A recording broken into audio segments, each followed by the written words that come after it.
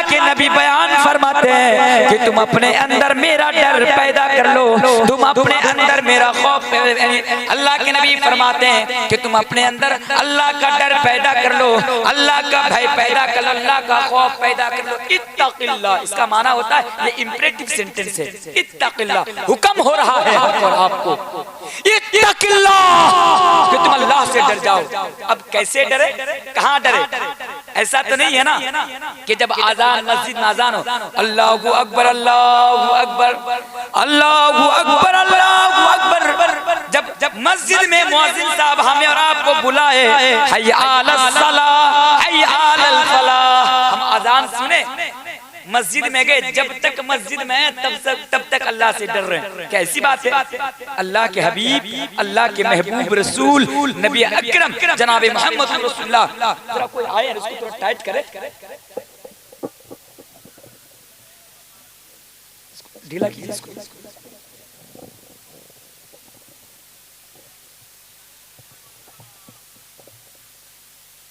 कहाँ मैकमैन कहाँ है? चले नहीं कहाँ हो रहा है? बार बार नीचे हो रहा है, धीरे धीरे।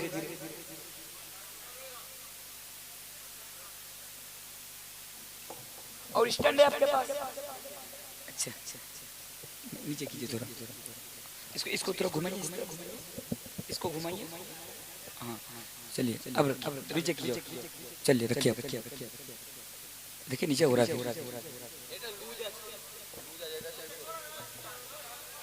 अच्छा चलिए इसी में काम चला लेता हूँ किसी तरह, रात हो रही है। चलिए ठीक है, अब जाइए। तो जो बोल रहा था, अल्लाह के नबी भी बयान फरमाते हैं, इत्तक़िल्लाह, तुम अल्लाह से डर जाओ। अब कैसे डरो, कहाँ कहाँ डरो? अब हदीस सुनिए, अब आपको पता चलेगा। अल्लाह के नबी बयान फरमाते हैं, हैतु मा कुंता, अल्लाहु अकबर, कितनी प्यारी और कितनी इंपॉर्टेंट बात अल्लाह के नबी ने कर दी। क्या बयान फरमाया? इत्तक़िल्लाह, अल्लाह से डरो, तुम जहां भी रहो, जिस हाल में रहो, जिस हालात में रहो, डरो, बस अल्लाह से डरो। मिदनापुर में रहो तो अल्लाह से डरो, उत्तर प्रदेश में रहो तो अल्लाह से डरो, दुनिया के किसी भी कोने में रहो, दुनिया के किसी भी गोशे में रहो, दुनिया के किसी भी खत्ते में रहो, अगर डरो तो अल्लाह से डरो, किसी और से डरने की जरूरत नहीं है। ये कौन तालीम दे रहा है? अल्लाह के प्यारे हबीब जनाब मोहम्मद रसूलुल्लाह पर ये सल्लल्लाहु अलैहि वसल्लम हमें और आपको तालीम दे रहे हैं, अल्लाह से डरो। अब मान लीजिए अगर मेरी आवाज मेरे हिंदू भाइयों तक पहुंच रही है, तो मैं अपने हिंदू भाइयों से निवेदन करता हूं, मेरे हिंदू भाइयों से मैं रिक्वेस्ट करता हूं कि आप मेरी बातों का बुरा मत मानिएगा, क्योंकि मैं आपका बड़ा इज्जत करता हूं, मैं आपका बड़ा एहतराम करता हूं। मैं हिंदू भाइयों से जिस तरह एक मुसलमान भाई से मैं मोहब्बत करता हूं, उसी तरह मैं एक हिंदू भाई से भी मोहब्बत करता हूं। ये बात मैं क्यों बोल रहा हूं? क्योंकि आगे जो बात होने वाली है ना, बहुत सारे हमारे हिंदू भाई गलत फहमी में ये सोचते हैं कि यार मौलाना तनवीर आलम तो हमारे खिलाफ बात कर रहे हैं, हमारे धर्म के खिलाफ बात कर रहे हैं। लेकिन नहीं साहब, नहीं साहब, मैं किसी धर्म के खिलाफ नहीं बोलता, मैं किसी रिलीजन के खिलाफ नहीं बोलता, मैं किसी कम्युनिटी के खिलाफ नहीं बोलता। मैं हर एक धर्म की इज्जत करता हूँ, मैं हर एक धर्म के लोगों का एहतराम करता हूँ। लेकिन याद रखिएगा, मैं गुंडू का एहतराम नहीं करता, मैं गुंडू का एहतराम नहीं करता, मैं उन लोगों का एहतराम करता हूँ जो अपने धर्म के मुताबिक जिंदगी गुजारते हैं, चाहे वो हिंदू हो, मुस्लिम हो, सिख हो, ईसाई हो। फिर से सुनिए, मैं किसी धर्म के खिलाफ नहीं बोलता हूँ, लेकिन हाँ, जो मैं बोलने जा रहा हूँ ना, आज जिस तरह आपको बहुत सारे नकली मुसलमान मिल जाएंगे। नकली मुसलमान समझते हैं ना कि सर पे टोपी होंगी, चेहरे पे दाढ़ी होंगी, लेकिन इस्लाम से इनका कोई लेना देना नहीं होगा, ये नकली मुसलमान है।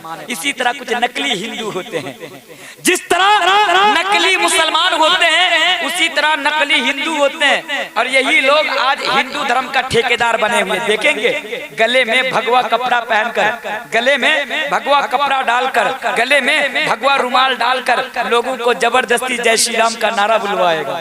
देखे हैं ना आपके मिदनापुर में जय श्री राम का नारा बुलवाएगा। मेरे प्यारे साथियों, आगे सुनिए मैं क्या बोलने जा रहा हूँ। अल्लाह के हबीब बयान फरमाते हैं, इत्तक़िल्लाह, अगर डरो तो किससे डरो? किससे डरो? अल्लाह से डरो। कैसे कैसे, किस हालात में डरो? हैसुमा कुंता, तुम जहां भी रहो, जिस हाल में रहो, जिस हालात में रहो, अगर डरो तो बस अल्लाह से डरो। अगर कोई गुंडा, अगर कोई मवाली आपकी गर्दन पर तलवार रख दे, सुनिए मेरी बातों को, अगर आपकी गर्दन पर तलवार रख दे और ये कहे बताओ तुम किस धर्म के मानने वाले हो, आप मन ही मन में सोच रहे यार अगर मैं बोल दिया कि मैं मुसलमान हूँ तो मेरी गर्दन काट दी जाएगी, अगर मैं बोल दिया कि मैं मुसलमान हूँ तो मेरा सर कलम कर दिया जाएगा। अब आप डर के मारे बोल दिए साहब मैं तो मुसलमान नहीं, मुसलमान है आप ईमान वाले, किसी से डरने की जरूरत नहीं है। उदयपुर के लोगों, उदयपुर के मुसलमानों, अगर तुम्हारी गर्दन पर तलवार भी रख दी जाएगी तो उस हालात में भी अगर डरोगे तो किससे डरोगे? किससे डरोगे?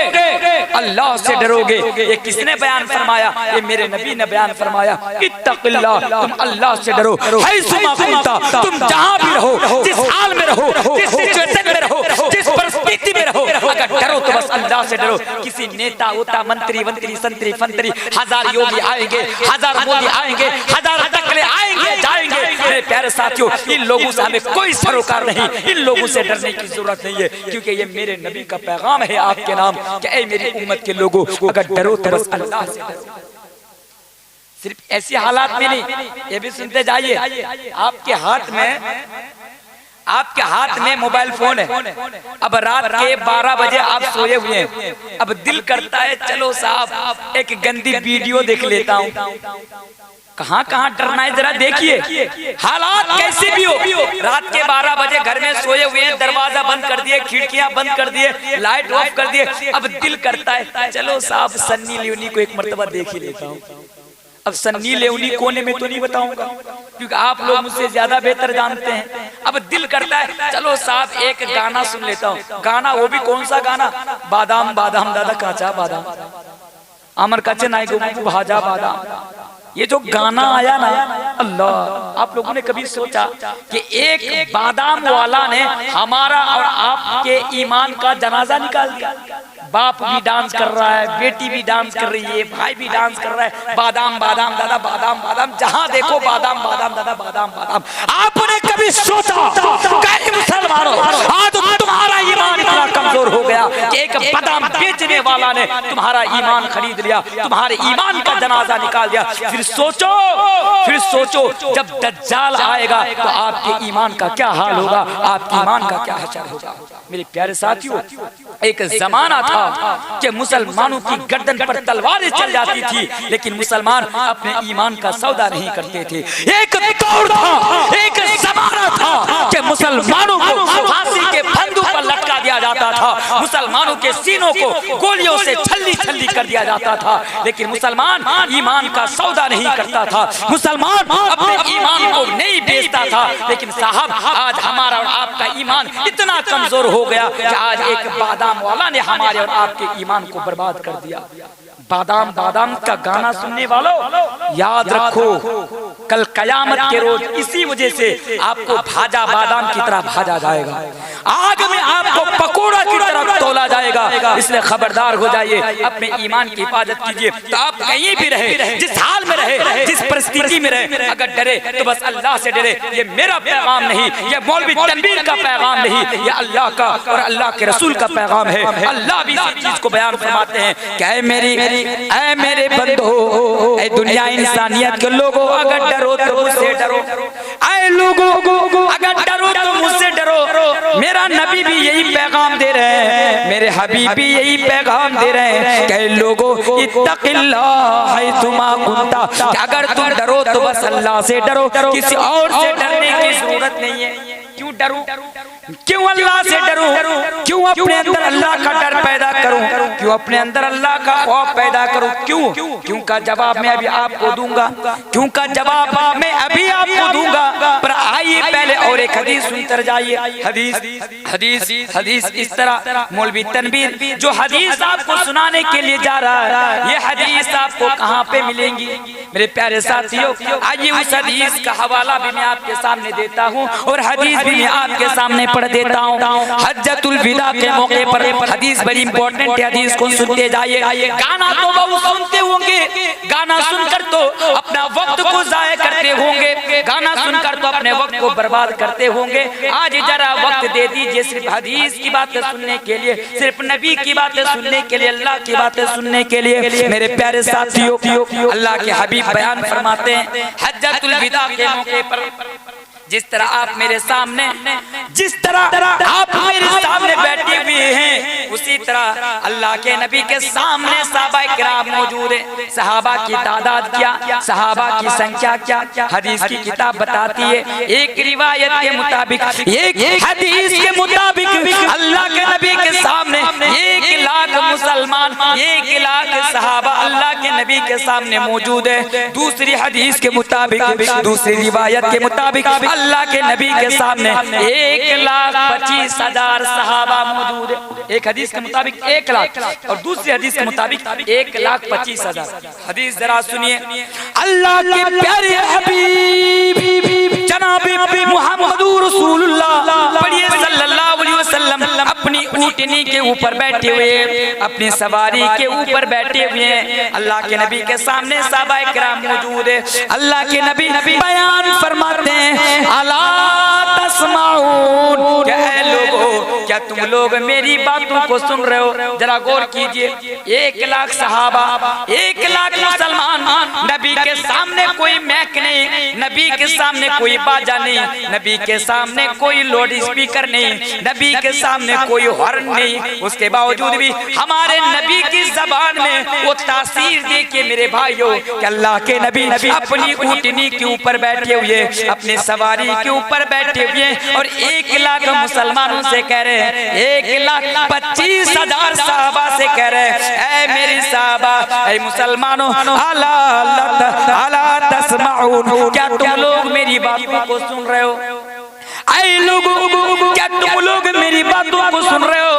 फिर नबी ने 1 मर्तबा नहीं, 2 मर्तबा नहीं, 3 मर्तबा बयान फरमाया अला लअल्लकुम ला तरौनी बाद आमिकुम हादा, अला लअल्लकुम ला तरौनी बाद आमिकुम हादा, अला लअल्लकुम ला तरौनी बाद आमिकुम हादा। फिर नबी ने 3 मर्तबा बयान फरमाया कि लोगों, आज जो मैं तुम्हें पैगाम दे रहा हूँ, ऐ मुसलमानों, आज मैं तुम्हें जो पैगाम दे रहा हूँ, ये पैगाम गौर से सुन लो। हो सकता है कि आइंदा साल तुम लोग मुझसे मिल ना सको, तुम लोग मुझसे मीट ना कर सको, मुलाकात ना कर सको, बंगला में जिसको सख्खत बोलते हैं। फिर नबी ने फिर हदीस पर जरा गौर कीजिए। 1 लाख सहाबा किराम का मजमा है, 1 लाख सहाबा किराम मौजूद है। सबसे पीछे से एक सहाबा खड़े हो गए, एक मुसलमान खड़े हो गए और नबी से फरमाया या रसूल अल्लाह, हे अल्लाह के हबीब, हे अल्लाह के महबूब रसूल, आप बताइए कि आप हमें क्या पैगाम देना चाहते हैं? आप बताइए आप हमें क्या मैसेज देना चाहते हैं? आप बताइए कि आप हमें क्या तालीम देना चाहते हैं? फिर हमारे आखिरी नबी ने हमें और आपको जो पैगाम दिया, हज्जतुल विदा के मौके पर मुसलमानों को जो पैगाम दिया, वो पहला पैगाम ये था, इत्तकुल्लाह रब्बकुम, ऐ लोगों अपने रब से डरो, ऐ लोगों अपने रब से डरो, ऐ लोगों अपने मालिक से डरो, ऐ लोगों रब्बे कायनात से डरो। तो यहाँ पर भी अल्लाह के नबी पहला मैसेज दे दिया, अल्लाह से डरो। अल्लाह से डरने का फायदा क्या होगा जानते हैं? चलिए फायदा तो आपको बताऊंगा, लेकिन यहाँ पर एक चीज बता के जाना चाहता हूँ, सुनिएगा इस चीज को। अगर इंसान के अंदर, मेरे सामने जितने भी लोग बैठे हैं ना, अगर आपके अंदर अल्लाह का डर पैदा हो जाएगा तो क्या होगा साहब? क्या फायदा होगा अगर हमारे अंदर अल्लाह का डर पैदा हो जाएगा? तो देखिए आपका 2 फायदा होगा दुनिया में। आखिरत का जो फायदा है वो तो फायदा है कि आप जन्नत में जाएंगे, लेकिन दुनिया में आपको कैसा फायदा मिलेगा? दुनिया में आपको 2 फायदा मिलेगा। 2 कितने फायदे की बात की मैंने?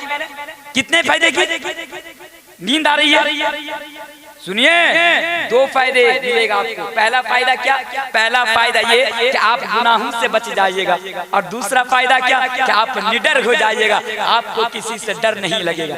आज आपको डराया जाता है ना कि साहब इसको वोट दो वरना वो आ जाएगा, इसको वोट दो वरना वो आ जाएगा। बोले हमें डराया जाता है कि नहीं डराया जाता है? मुसलमान डर डर के मारे जिंदगी गुजार रहे हैं कि नहीं गुजार रहे हैं? लेकिन याद रखें, अगर आपके अल्लाह का डर पैदा हो जाएगा तो आपको दो फायदा मिलेगा। पहला फायदा कि आप दुनिया में गलत कामों से बच जाइएगा, आप दुनिया में बुराइयों से बच जाएगा, और दूसरा फायदा है कि आप निडर हो जाइएगा। इसकी एक मिसाल देकर जाना चाहता हूँ। कर्नाटक हमारे भारत के अंदर एक जगह है, सुनिएगा, फिर बाद में कल आप ये नहीं कहना कि मौलाना तनवीर आलम साहब भड़काऊ भाषण देके गए, ऐसा नहीं। एक एक बात को गौर से सुनिए। खामा मेरे ऊपर ऐसे ही केस ठोक दिया जाता है, खामा मुझे ऐसे ही चाय की दुकान ऊपर बैठकर बदनाम किया जाता है कि यार मौलाना तनवीर आलम राजनीति की बात करते हैं, मौलाना तनवीर आलम भड़काऊ भाषण देते हैं। नहीं साहब, मैं आपके फायदे की बात करके जा रहा हूँ। मैं भड़काऊ भाषण नहीं देता, मैं राजनीतिक बातें नहीं करता क्योंकि किसी भी राजनीतिक पार्टी से मेरा कोई लेना देना नहीं, किसी भी राजनीतिक पार्टी से मेरा कोई सरोकार नहीं। और अल्हम्दुलिल्लाह मैं तो देश के संविधान को भी जानता हूँ, तो जब भी मैं बात करता हूँ तो अपने देश के संविधान को सामने रखकर उनके दायरे में रहकर मैं बात करता हूँ। आइए, ये बात मैंने क्यों की? क्योंकि बड़ा खतरनाक बोलने वाला हूँ मैं आपके सामने। वो चीज क्या है? पहली चीज ये है कि इंसान के अंदर जब अल्लाह का डर पैदा हो जाएगा तो वो गुनाहों से बच जाएगा, और दूसरा फायदा ये होगा कि इंसान के अंदर जब अल्लाह का डर पैदा हो जाएगा तो वो निडर हो जाएगा। उसकी एक मिसाल मैं आपको देकर जाना चाहता हूँ। कर्नाटक के अंदर हमारे मुस्लिम घराने की बहन बेटियां हिजाब में, पर्दे में कॉलेज और स्कूल में पढ़ने के लिए जाती थी। फिर से बात को सुनिए।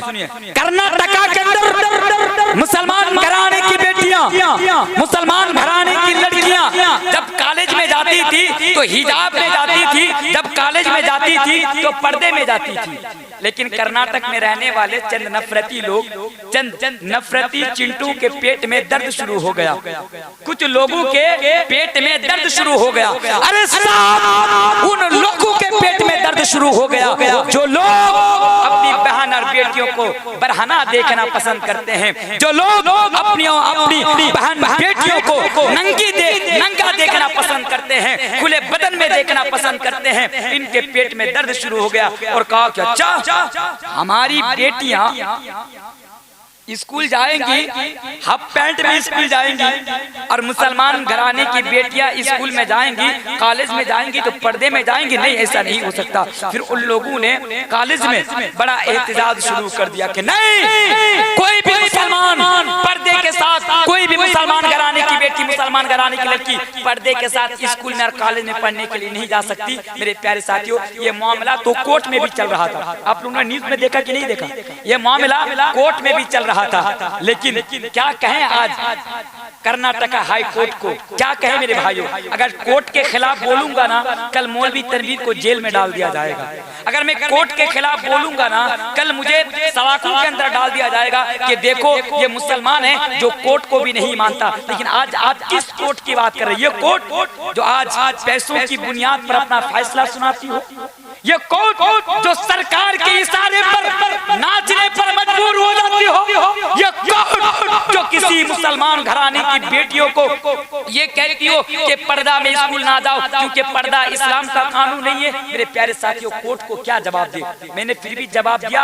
अगर आप सुनना चाहते हैं सोशल मीडिया में जाइए, मैंने कोर्ट को बाज़ाब्ता मैंने जवाब दिया है और कहा है कि मैं भी इस देश का एक नागरिक हूँ। मैं कोई बांग्लादेशी नहीं, मैं कोई पाकिस्तानी नहीं, इस देश से मोहब्बत करने वाला, इस देश के लिए, इस देश को आजाद कराने के लिए हमारे बाप दादाओं ने सैकड़ों की तादाद में, लाखों की तादाद में कुर्बानियां पेश की। हम भी इसी देश से मोहब्बत करने वाले हैं। वक्त पड़ेगी, वक्त आएगा, जरूरत पड़ेगी तो मौलवी तनवीर आलम भी इस देश के हिफाजत के खातिर अपनी जान को निछावर कर देगा, अपनी जान को कुर्बान कर देगा। क्योंकि मैं एक हिंदुस्तानी मुसलमान होने के नाते मैं इस देश की मिट्टी से बड़ा प्यार करता हूँ, इस देश की मिट्टी से बड़ी मोहब्बत करता हूँ। मेरे प्यारे साथियों, इसीलिए इस देश का संविधान मुझे राइट देता है, इस देश का संविधान, इस देश का कानून मुझे यह हक और अधिकार देता है कि अगर कोर्ट भी गलत फैसला सुनाए तो हम कमेंट करें, हम अपनी राय रखें, हम अपनी बात कहें। मेरे प्यारे साथियों, अब आइए क्या हुआ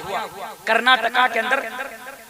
एक लड़की, जिस लड़की का नाम है मुस्कान, नाम सुने आप लोगों ने? एक दुबली पतली सी लड़की। जरा देखिए अल्लाह का डर क्या होता है। मैं अल्लाह का डर साबित करता हूँ मैं आपको दुनिया में कि अल्लाह का डर अगर इंसान के अंदर पैदा हो जाए तो क्या फायदा होता है। वो मुस्कान एक अकेली बेटी, वो मुस्कान एक अकेली लड़की अपनी स्कूटी लेकर कॉलेज में जाती है। कॉलेज के सामने अपनी स्कूटी लगाती है और स्कूटी लगाने के बाद कॉलेज में इंटर करती है, कॉलेज में दाखिल होती है, कॉलेज में प्रवेश करती है। तो चंद लोग, उनकी तादाद क्या थी? 50 से लेकर 100 के करीब उनकी तादाद थी।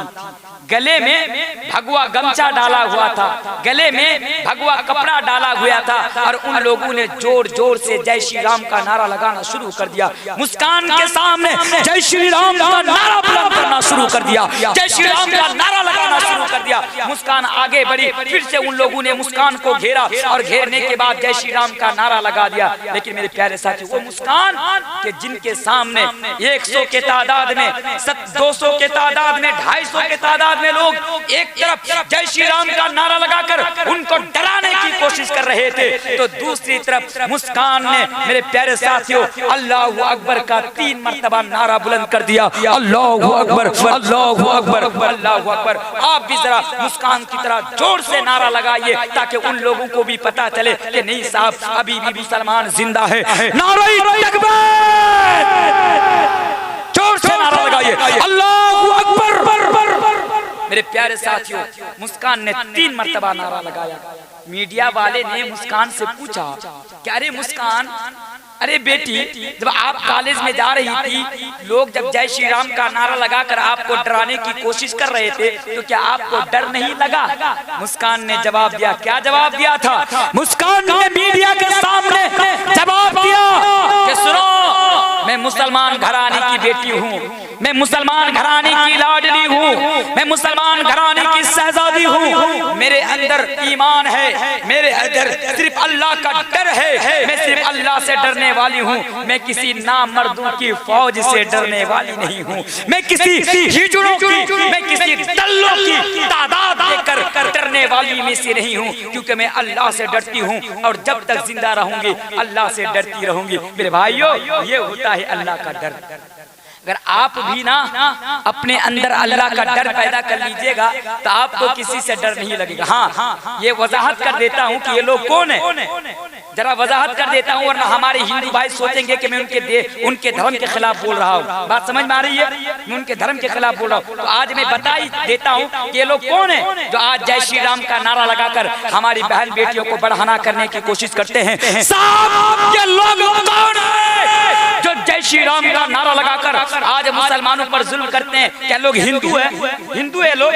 मुझे बताइए, क्या हिंदू है? एक आदमी जवाब दीजिए, क्या हिंदू है?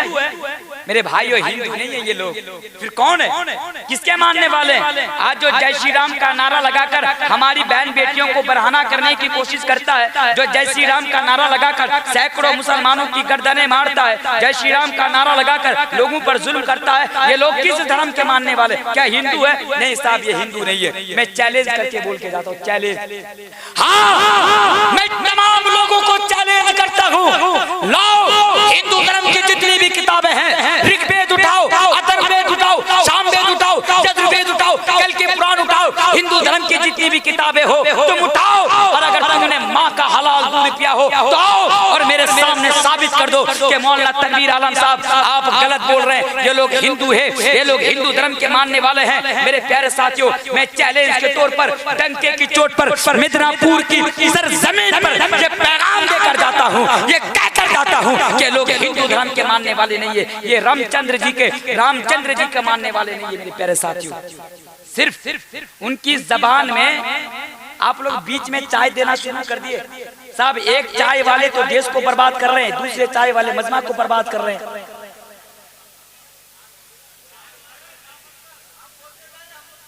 अच्छा, नहीं डिस्टर्ब बाद में इंशाल्लाह दुआ हुआ करके एक साथ आज निकलूंगा, कोई जाने वाला नहीं है, बेफिक्र रहे साहब। लास्ट में सबको चाय पिला दीजिएगा मेरी तरफ से।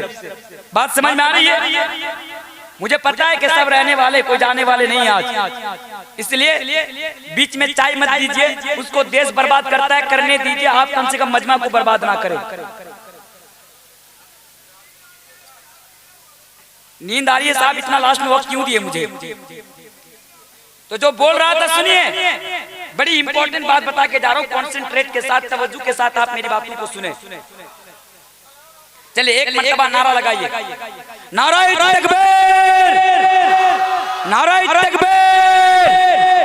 चलिए आइए सुनिए। हाँ, जो बोल रहा था सिर्फ अल्लाह का डर दिखा देता हूँ। उससे पहले ये बता देता हूँ ये लोग कौन है साहब जो जय श्री राम का नारा लगाकर लोगों पर जुल्म करते। देखिए ये लोग हिंदू नहीं है, हिंदू धर्म के मानने वाले नहीं है। अगर कोई कहते हैं कि मौलवी साहब आप गलत बोल रहे हैं, तब आइए ना साहब, आप साबित करके दिखाइए। हाँ, अरे मैं हिंदू पंडितों से भी चैलेंज करता हूँ, मैं हिंदू पंडितों से भी चैलेंज करता हूँ कि अगर आप ये साबित करना चाहते हैं कि नहीं ये हिंदू धर्म के मानने वाले हैं, तो आप मुझे साबित करके जाइए। मैं साबित करूंगा कि ये लोग हिंदू धर्म के मानने वाले नहीं। ये लोग कौन है? जय श्री राम। अरे वो रामचंद्र जी बड़ा महान इंसान थे। रामचंद्र जी ने रावण का वध इसलिए किया था, रावण को कत्ल इसलिए किया था क्योंकि रावण ने एक लड़की का, सीता जी का अपमान किया था। अरे नालायकों, अरे गुंडों और मोदी के चंचो, कान खोल कर सुन लो। आज तुम जिस महान इंसान का नारा लगाकर हमारी बहन और बेटियों को अपमान करते हो, जिस महान इंसान का, महान पुरुष का नारा लगाकर हमारी बेटियों को पर्दे से रोकते हो, अरे साहब उसने तो एक रावण का वध और रावण का कत्ल इसलिए किया था क्योंकि उसने नारी जात का अपमान किया था, महिलाओं का अपमान किया था। और आज तुम उसी का नारा लगाकर आज तुम हमारी बहन बेटियों पर अन्याय करते हो, उसी का नारा लगाकर मुसलमान घराने की बेटी का अपमान करते हो। एक बात कहकर जाता हूँ, कल जहाँ पर मेरा प्रोग्राम था मैंने वहाँ भी कहा था, आज ये जितने जय श्री राम का नारा लगाने वाले लोग आपको नजर आ जाएंगे, गुंडे, मवाली, शराब पीने वाले ये लोग। अगर अल्लाह की कसम अगर अभी ना श्री राम जी जिंदा होते तो एक भी ये लोग नहीं बचते, एक भी ये लोग नहीं बचते, क्योंकि ये लोग, इन लोगों के मुंह में सिर्फ श्री राम जी का नाम है, लेकिन असल में ये लोग तो गोडसे के मानने वाले हैं। गोडसे कौन है पता है?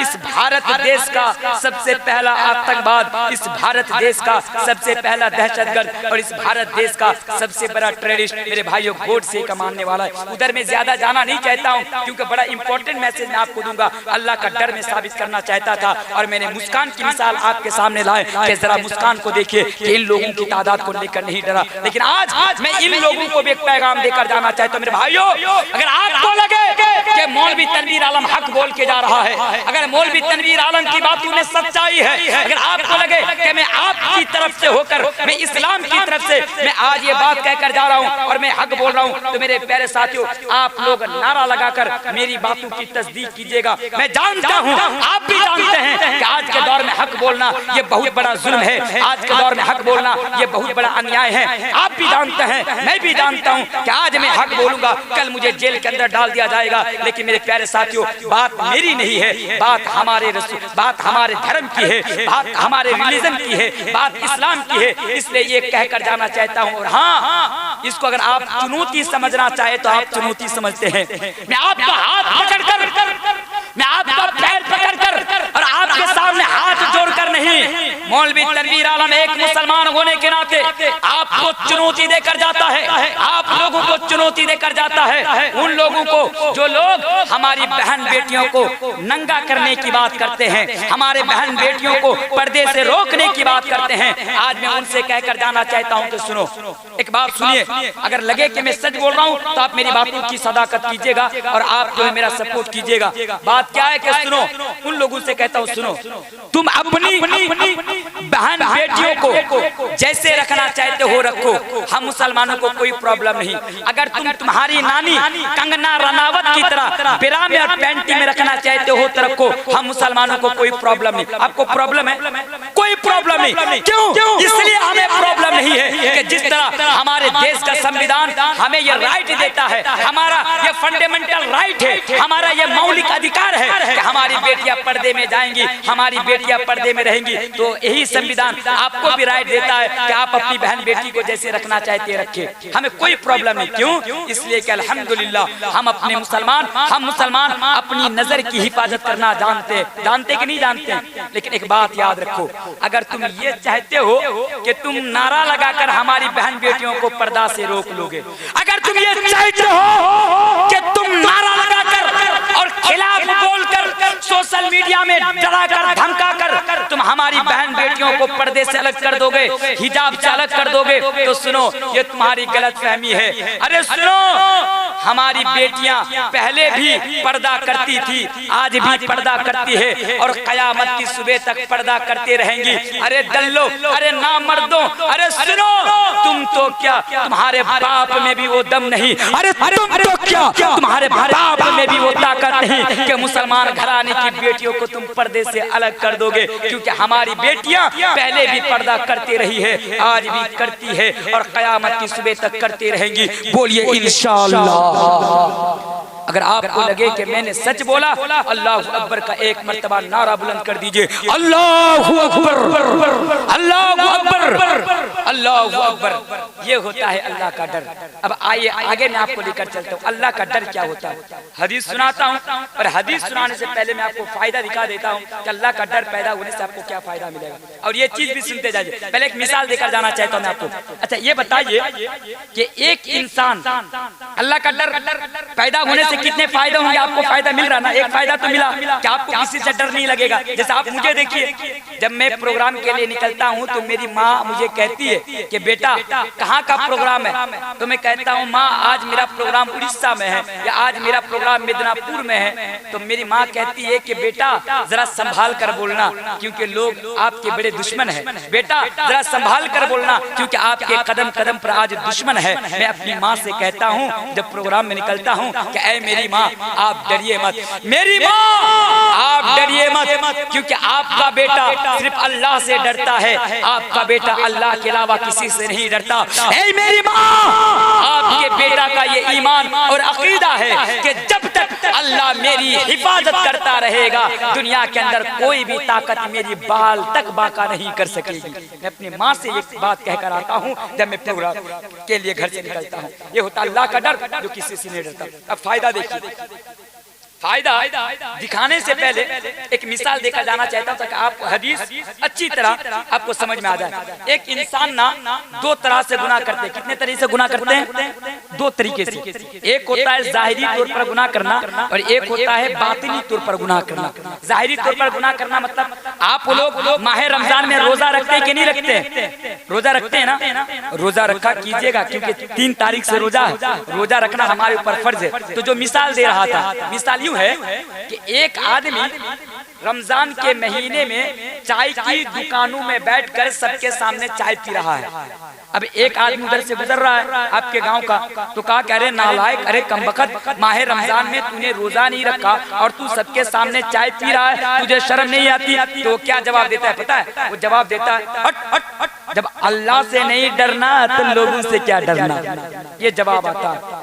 और दूसरा, लोग गलत काम करते हैं तो लोगों की नजर से हार होकर, ये होता है दूसरा तरीका। जैसे आपके गांव में ना एक हाजी साहब है, कोई हाजी साहब है कि नहीं आपके गांव में? एक हाजी साहब है, बड़ा वली उल्लाह है, मुत्तकी है, परहेजगार है, नमाज पढ़ता है, रोजा रखता है, लेकिन हाजी साहब बीच बीच में ना गलत काम भी करता है। हाजी साहब बीच बीच में शराब भी पीता है। तो हाजी साहब सोचता है यार हमारे गाँव के लोग मेरा इतना हमारे गांव के लोग जो है मेरा इतनी इज्जत करते हैं, लोगों की नजर में मेरा इतना मकाम है, इतनी वैल्यू है, इतनी अहमियत है, अगर मैं सबके सामने शराब पीऊंगा तो लोग मुझे गलत कहेंगे, लोगों की नजर में मेरी कीमत घट जाएगी, मेरी वैल्यू घट जाएगी, मेरा मकाम घट जाएगा। तो हाजी साहब क्या करते हैं, घर में जाकर चुपके से शराब पीते हैं ताकि लोगों को पता ना चले। तो ये होता है पोशीदा तौर पर गुनाह करना।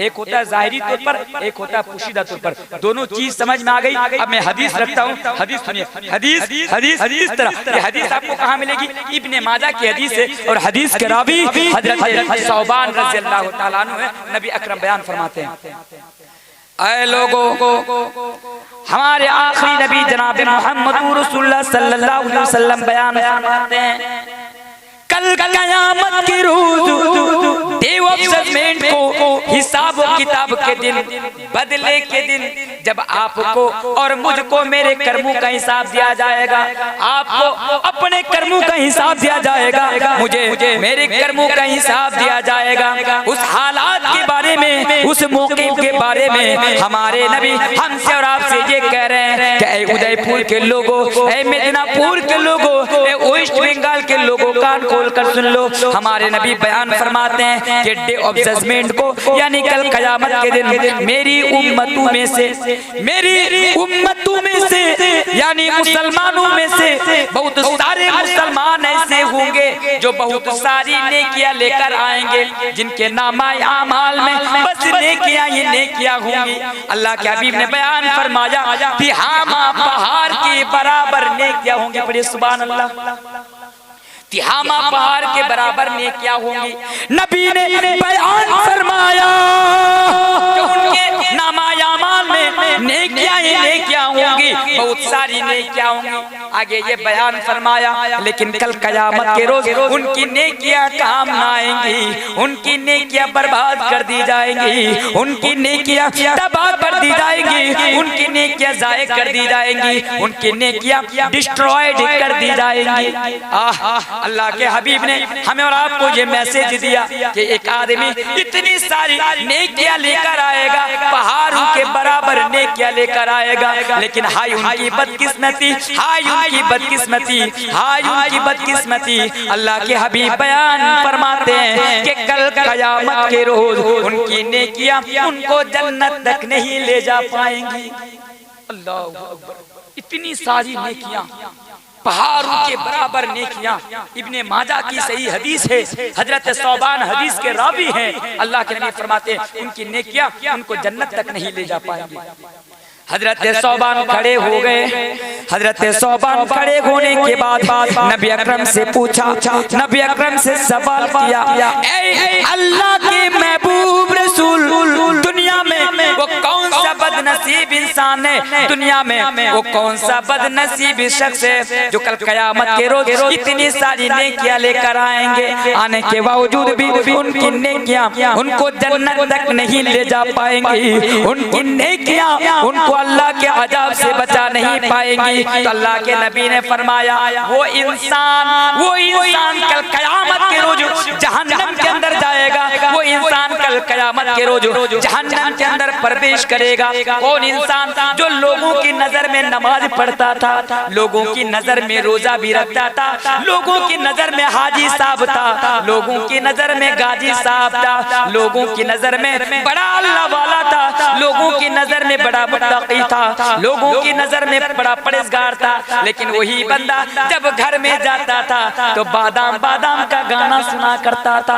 वही बंदा जब मस्जिद से निकल कर घर में जाया करता था तो सलमान खान की फिल्में देखा करता था। वही बंदा चुप चुप कर गलत वीडियो देखा करता था। वो बंदा जो चुप चुप कर शराब पिया करता था, वो बंदा जो छिप छिप कर गांजा का सेवन किया करता था। लेकिन वो लोगों की नजर में अच्छा अमल करता था। तो मेरे प्यारे साथियों, कल क़यामत के रोज एक इंसान नमाज भी पढ़ेंगे, रोजा भी रखेंगे, लोगों की नजर में अच्छा काम भी करेंगे, लेकिन अगर आप तन्हाइयों के गुनाह से नहीं बचेंगे, अगर आप लोगों की नजर से छिपकर लोगों की नजर से आर होकर गुनाह करेंगे, गलत काम करेंगे, तो आपकी नमाज भी बर्बाद हो जाएगी, आपका रोजा भी बर्बाद हो जाएगा, आपका हज भी बर्बाद हो जाएगा और आपकी ज़कात भी बर्बाद हो जाएगी। आप मुझसे सवाल कीजिए, मौलाना साहब आप तो अल्लाह के डर के ताल्लुक से बयान फरमा रहे थे,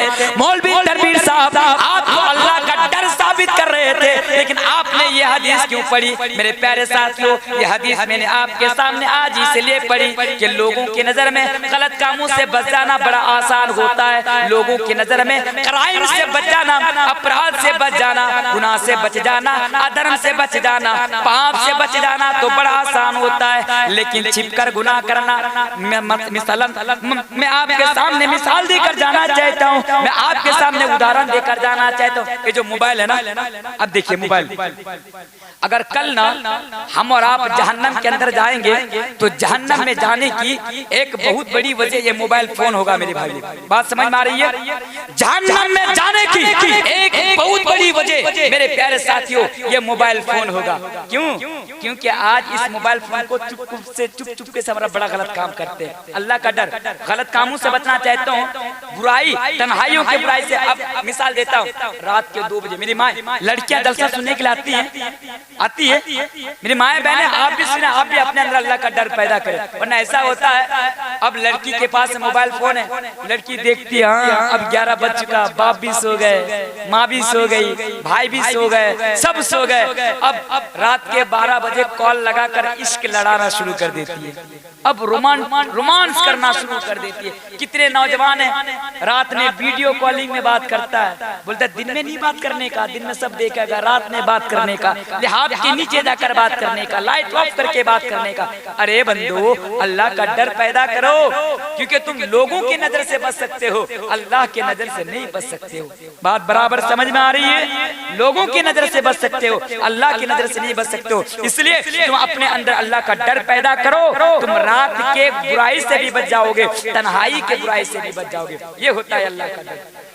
एक बड़ा जबरदस्त वाकया बोल के जाता हूँ। वाकया अल्लाह का डर किसे कहता है, इस वाकया को जरा आप सुनिए। अल्लाह का डर, पहले वाकया सुनिए, शायद इससे पहले ये वाकया आप लोगों ने नहीं सुना होगा। अच्छा, दलील वाकया तो सुनाऊंगा, ऐसा तो नहीं कि मनगढ़ंत वाकया बोल के जा रहा हूँ। अगर मैं मनगढ़ंत वाकया बोलूंगा साहब ये है ये है ये, तो आपको थोड़ी ना पता चलेगा। तो आइए हवाला रखता हूँ, दलील देता हूँ, आपको एविडेंस देता हूँ, आप उसको नोट कर लीजिए। एक किताब है, उस किताब का नाम है अल उसदुल गाबा फिल मारिफती सहाबा।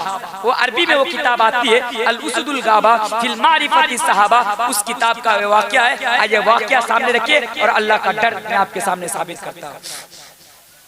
ऐ लोगो, अल्लाह के यानी ऐ लोगो, एक नौजवान जिनका नाम हजरत अब्दुल्ला इब्ने उमर है। वाकया को सुनिए। हजरत अब्दुल्ला इब्ने उमर रास्ते से जा रहे हैं, एक बहुत बड़ा जंगल है। आपके इधर जंगल है? जंगल है कि नहीं है? रास्ते में बहुत बड़ा जंगल है। हजरत अब्दुल्ला इब्ने उमर जंगल में प्रवेश करते हैं, जन्नत में दाखिल होते हैं। जन्नत में घुस यानी जंगल में घुसते हैं, क्या देखते हैं कि एक नौजवान बकरियां चरा रहा है। नौजवान बकरियां चरा रहा है। बकरी को आप लोग अपनी भाषा में क्या बोलते हैं? छागोल। एक नौजवान जंगल में बकरियां चरा रहा है, उसके आसपास कोई नहीं है। हजरत अब्दुल्ला इब्ने उमर उसका इम्तिहान लेने के लिए, उनका इम्तिहान लेने के लिए, उनकी आजमाइश करने के लिए हजरत अब्दुल्ला इब्ने उमर उसके पास पहुंचते हैं। पहुंचने के बाद कहते हैं कि ऐ नौजवान, तुम्हारे पास बहुत सारी बकरियां, ऐ नौजवान तुम्हारे पास बहुत सारी बकरियां हैं, इन तमाम बकरियों में से मुझे एक बकरी मुझे बेच दो। मैं मुसाफिर हूँ, बहुत दूर से आया हूँ, मुझे भूख लगी है, भूख के मारे में मुझसे चला नहीं जा रहा है, भूख के मारे में मुझसे रहा नहीं जा रहा है। तुम्हारे पास तो बहुत सारी बकरियां हैं, बीनी शातन, तुम एक बकरी मुझे बेच दो, तुम एक बकरी मुझे फरोख्त कर दो। अब देखिए बकरी का नौजवान, बकरियां चराने वाला जो नौजवान है, वो नौजवान हजरत अब्दुल्ला इब्ने उमर को जवाब देते हैं, ऐ अजनबी शख्स, मैं आपको नहीं जानता, मैं आपको नहीं पहचानता। ऐ अजनबी शख्स, आप कौन हो? मैं आपको नहीं जानता, मैं आपको नहीं पहचानता। आप मेरे नजदीक बिल्कुल अननोन पर्सन हो, आप मेरे नजदीक बिल्कुल अननोन पर्सन हो। आप मेरे नजदीक, जिसको हम और आप अपनी भाषा में वो परिचित व्यक्ति बोलते हैं। हजरत अब्दुल्ला इब्ने उमर और नौजवान हजरत अब्दुल्ला इब्ने उमर को जवाब देते हैं कि मैं आपको नहीं जानता, मैं आपको नहीं पहचानता, पर आप ये कह रहे हो कि मैं आपको एक बकरी बेच दूं, मैं आपको एक बकरी फरोख्त कर दूं। तो सुनो, अल्लाह की कसम, मेरे सामने जितनी भी बकरियां हैं, मेरे पास जितनी भी बकरियां हैं, इन बकरियों में से मैं एक बकरी का भी मालिक नहीं हूँ, मैं एक बकरी का भी मालिक नहीं हूँ। ये बकरी खरीदने को बोल रहा है, अब वो बोल रहा है कि मैं इन बकरियों में से एक बकरी का भी मालिक नहीं हूँ। हजरत अब्दुल्ला इब्ने उमर उसको जुगाड़ दे रहे हैं। जुगाड़ समझते हैं? जुगाड़ किसे कहते हैं? ये मिसाल देकर समझाता हूँ जुगाड़ किसे कहते हैं। आपके गांव में मान लीजिए एक आदमी है जो अपने लड़के की शादी में जहेज ले रहा है। जहेज समझते हैं ना? जहेज यानी आप लोग जिसको पोन बोलते हैं, पोन दहेज। और जहेज होता है, हम लोग दहेज, आप दहेज बोलते हैं, दहेज लेता है। दहेज लेना नेकी का काम है या गुनाह का काम है? ये तो भिखमंगू का निशानी है।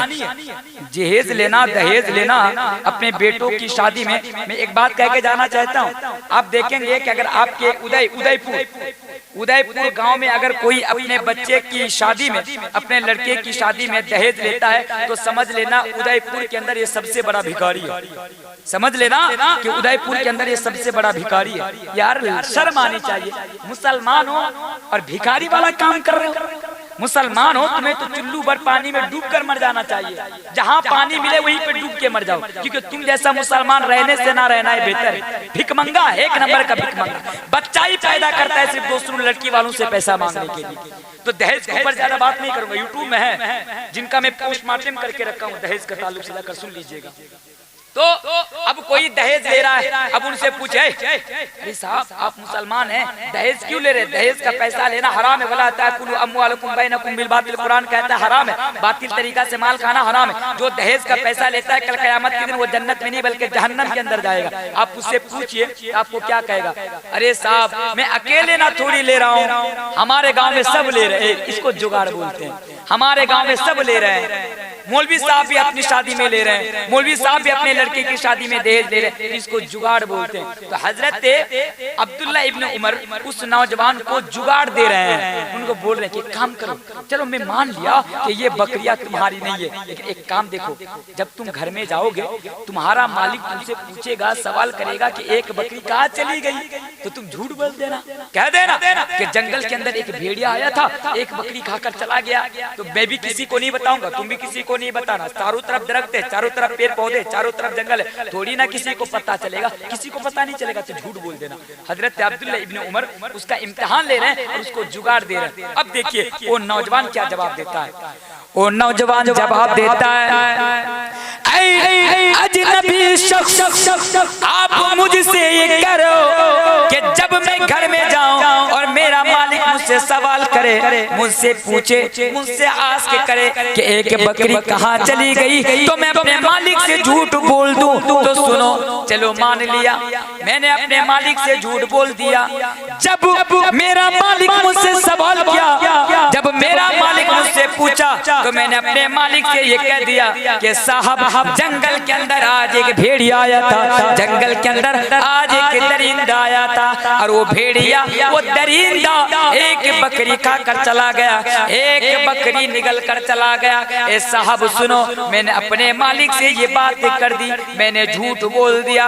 अरे साहब सुनो, मैंने अपने मालिक को झूठ बोला, मैं जानता हूँ कि मेरा मालिक मेरी बातों का एतबार कर लेगा, मेरी बातों का यकीन कर लेगा, मेरा मालिक मेरी बातों का विश्वास कर लेगा। लेकिन ए नौजवान, ए अजनबी शख्स, मैं दुनिया में अपने मालिक से झूठ बोलकर बच जाऊंगा, मैं दुनिया में अपने मालिक से झूठ बोलकर बच जाऊंगा, लेकिन कल क़यामत के रोज जो मेरा मालिक का भी मालिक है, यानी जो मेरा रब है, जो मेरा खालिक है, जो रब्बे कायनात है, जो रब्बे जुल जलाल है, कल क़यामत के दिन जब उसकी अदालत में मेरी पेशी होगी, अल्लाह की अदालत में तो घूस भी नहीं चलेगा। दुनिया में मेरे भाइयों आपके पास पैसा है, आपके ऊपर मुकदमा चल रहा है, पैसा देकर मुकदमा हटा सकते हैं, पैसा लुटाकर केस से बच सकते हैं, अदालत की सजा से बच सकते हैं। क्योंकि हमारे देश में आज जो पुलिस आपको नजर आती है, इन पुलिस में से अक्सर पुलिस रिश्वतखोर है, अक्सर पुलिस रिश्वत खाती है। चोरी कर लो, अपराध करो, क्राइम करो, पुलिस को पैसा दे दो, बच जाओगे, तुम्हें सजा नहीं मिलेगी। वो नौजवान का जवाब सुनो, ए उदयपुर के लोगों, ए मिदनापुर के मुसलमानों, अल्लाह का डर किसे कहता है? और मौलवी तनवीर आपको क्या पैगाम दे रहा है? वो नौजवान कहता है कि मैं दुनिया में झूठ बोलकर मेरे मालिक की नजर से बच जाऊंगा, मैं दुनिया में सजा से बच जाऊंगा, लेकिन कल क़यामत के रोज जब अल्लाह की अदालत में मेरी पेशी होगी, कल क़यामत के रोज अल्लाह की बारगाह में मेरी हाजिरी होगी, और जब मुझसे सवाल पूछा जाएगा, मुझसे पूछा जाएगा कि बताओ तुमने 2 दूसरों की बकरी क्यों बेच दिया था? तो ए अजनबी शख्स, कल कयामत के रोज मैं अल्लाह को क्या जवाब दूंगा? कल कयामत के रोज मैं अल्लाह की सजा से कैसे बचूंगा? ये होता है अल्लाह का डर। बात समझ में आ रही है? ये होता है अल्लाह का डर। अल्लाह का डर पैदा कीजिए, अब अपराध से, क्राइम से बच जाएंगे। उसी तरह आइए और एक वाक्या में सुनाता हूँ कि अल्लाह का डर किसे कहता है। साहब सिर्फ सुनते जाइए, जिंदगी भर ये चीज काम आएगी कि अल्लाह का डर क्या होता है। अपने अंदर आज अल्लाह का डर पैदा कर लीजिए। वाकया देखिए, वाकया। अच्छा, अभी तो चाय पिला रहे थे कुछ लोग। आपके इधर के लोग बड़े चाय पीते हैं ना? चाय पीते हैं? आप में से कोई है जो चाय बेचते हो, जिनकी चाय की दुकान हो? मेरे सामने कोई एक आध बंदा हो जो हाथ खड़ा करे? कोई नहीं है? अरे यार, मुसलमानों में कोई प्रधानमंत्री नहीं बनेगा। चाय बेचा कीजिए, ये प्रधान फ्यूचर में प्रधानमंत्री बन सकते हैं चाय बेचकर। तो मैंने ये बात क्यों कर रहा हूँ? ये मैं बात क्यों कर रहा हूँ जानते हैं? क्योंकि एक माँ अपनी बेटी से कहती है, अब देखिए वाकया देखिए। नींद आ रही है आपको? चले एक बार फिर नारा लगाइए। रात बड़ी हो रही है, मैं तो समझता हूँ कितनी मेहनत से आप मेरे सामने बैठे हुए हैं। आपको सुनने में जो परेशानी हो रही है ना, रात के 2 बजे मुझे बोलने में परेशानी होती है। रात के 11 बजे से पहले या 12 बजे से पहले अगर वक्त मिल जाए ना, तो बोलने में कुछ और ही मजा होता है। आवाज में भी बड़ा दम होता है। लेकिन रात के 12 बजे के बाद, 1 बजे के बाद बोलने में बड़ी परेशानी होती है। फिर भी तो मैं बोल रहा हूँ। 3 बजे मेरी गाड़ी है, 3 बजे फिर मुझे यहाँ से निकलना है, फिर कल के प्रोग्राम के लिए जाना है। फिर भी आप सुनते जाइए जो मैं बोल रहा हूँ। एक माँ अपनी बेटी से कहती है कि बेटी, हजरत अमीरुल मोमिनीन उमर फारूक के जमाने में एक माँ अपनी बेटी से कहती है, बेटी जा दूध में पानी मिला दे। जैसे बहुत सारे चाय वाले करते क्या है, दूध में पानी मिला देते हैं। एक दिन की बात है, मैं ना सफर कर रहा था, तो अचानक मुझे रात में नींद आने लगी। लगभग रात में के 12 बजे 1 बजे की बात कर रहा हूँ। तो मैंने ड्राइवर से कहा कि एक काम करो साहब, किसी चाय की दुकान के सामने गाड़ी पार्क कर दो, मुझे चाय पीनी है। अब चाय पीने के लिए एक दुकान के सामने गया, दुकान में गया। दुकान में जाने के बाद मैंने दुकानदार से कहा कि साहब आपके यहाँ लाल चाय मिलती है, यानी बगैर दूध वाली चाय मिलती है? तो दुकानदार ने कहा नहीं साहब, हम लोग बगैर दूध वाली चाय नहीं बेचते। तो मैंने कहा देखिए, मैं ऐसे चाय नहीं पीता हूँ दूध वाली। आप एक काम कीजिए, अगर आपके पास ओरिजिनल दूध रहेगा ना, तो 1 कप चाय पीऊंगा। तो आपके पास ओरिजिनल दूध है? वो कितना बड़ा झूठा है, अल्लाह की कसम खा के झूठ बोलता है। वो कहता है यहाँ पकड़ के, अल्लाह की कसम मेरे पास ओरिजिनल दूध की चाय बनती है, मैं कभी दूध में पानी की मिलावट नहीं करता, कसम खा के बोल रहा है। अब मेरा यकीन आ गया कि चलो भाई, जब कसम खा के बोल रहा है, बहुत सारे लोग हैं जो कसम खाकर भी झूठ बोलते हैं। अब हमारे बिहार में जाएंगे ना, हमारे कटिहार में कुछ लोगों को रमजान के महीने में देखेंगे, टोपी वोपी लगा के, दाढ़ी ओढ़ी छोड़ के, आपको लगे वो खेजूर बेचता हुआ नजर आएगा, खेजूर रमजान के महीने में। लेकिन सबसे बड़ा झूठा आदमी वही है। अब लोग जाते हैं कि चलो साहब सर में टोपी है, चेहरे पे दाढ़ी है, ईमानदार होगा, लेकिन वो तो शैतान का भी बाप निकला। खरीद के लाएगा 50 रुपया में बेचेगा, बोलेगा 300 रुपया किलो में खरीद के लाया। इतना झूठ बोलता है रमजान में, पैसों के लिए अपनी ईमान का सौदा कर रहा है। तो मैंने चाय के दुकानदार से कहा कि ओरिजिनल दूध है? हाँ साहब ओरिजिनल दूध है। मैंने कहा चलो फिर एक चाय लगा लो। उसने चाय लगाई।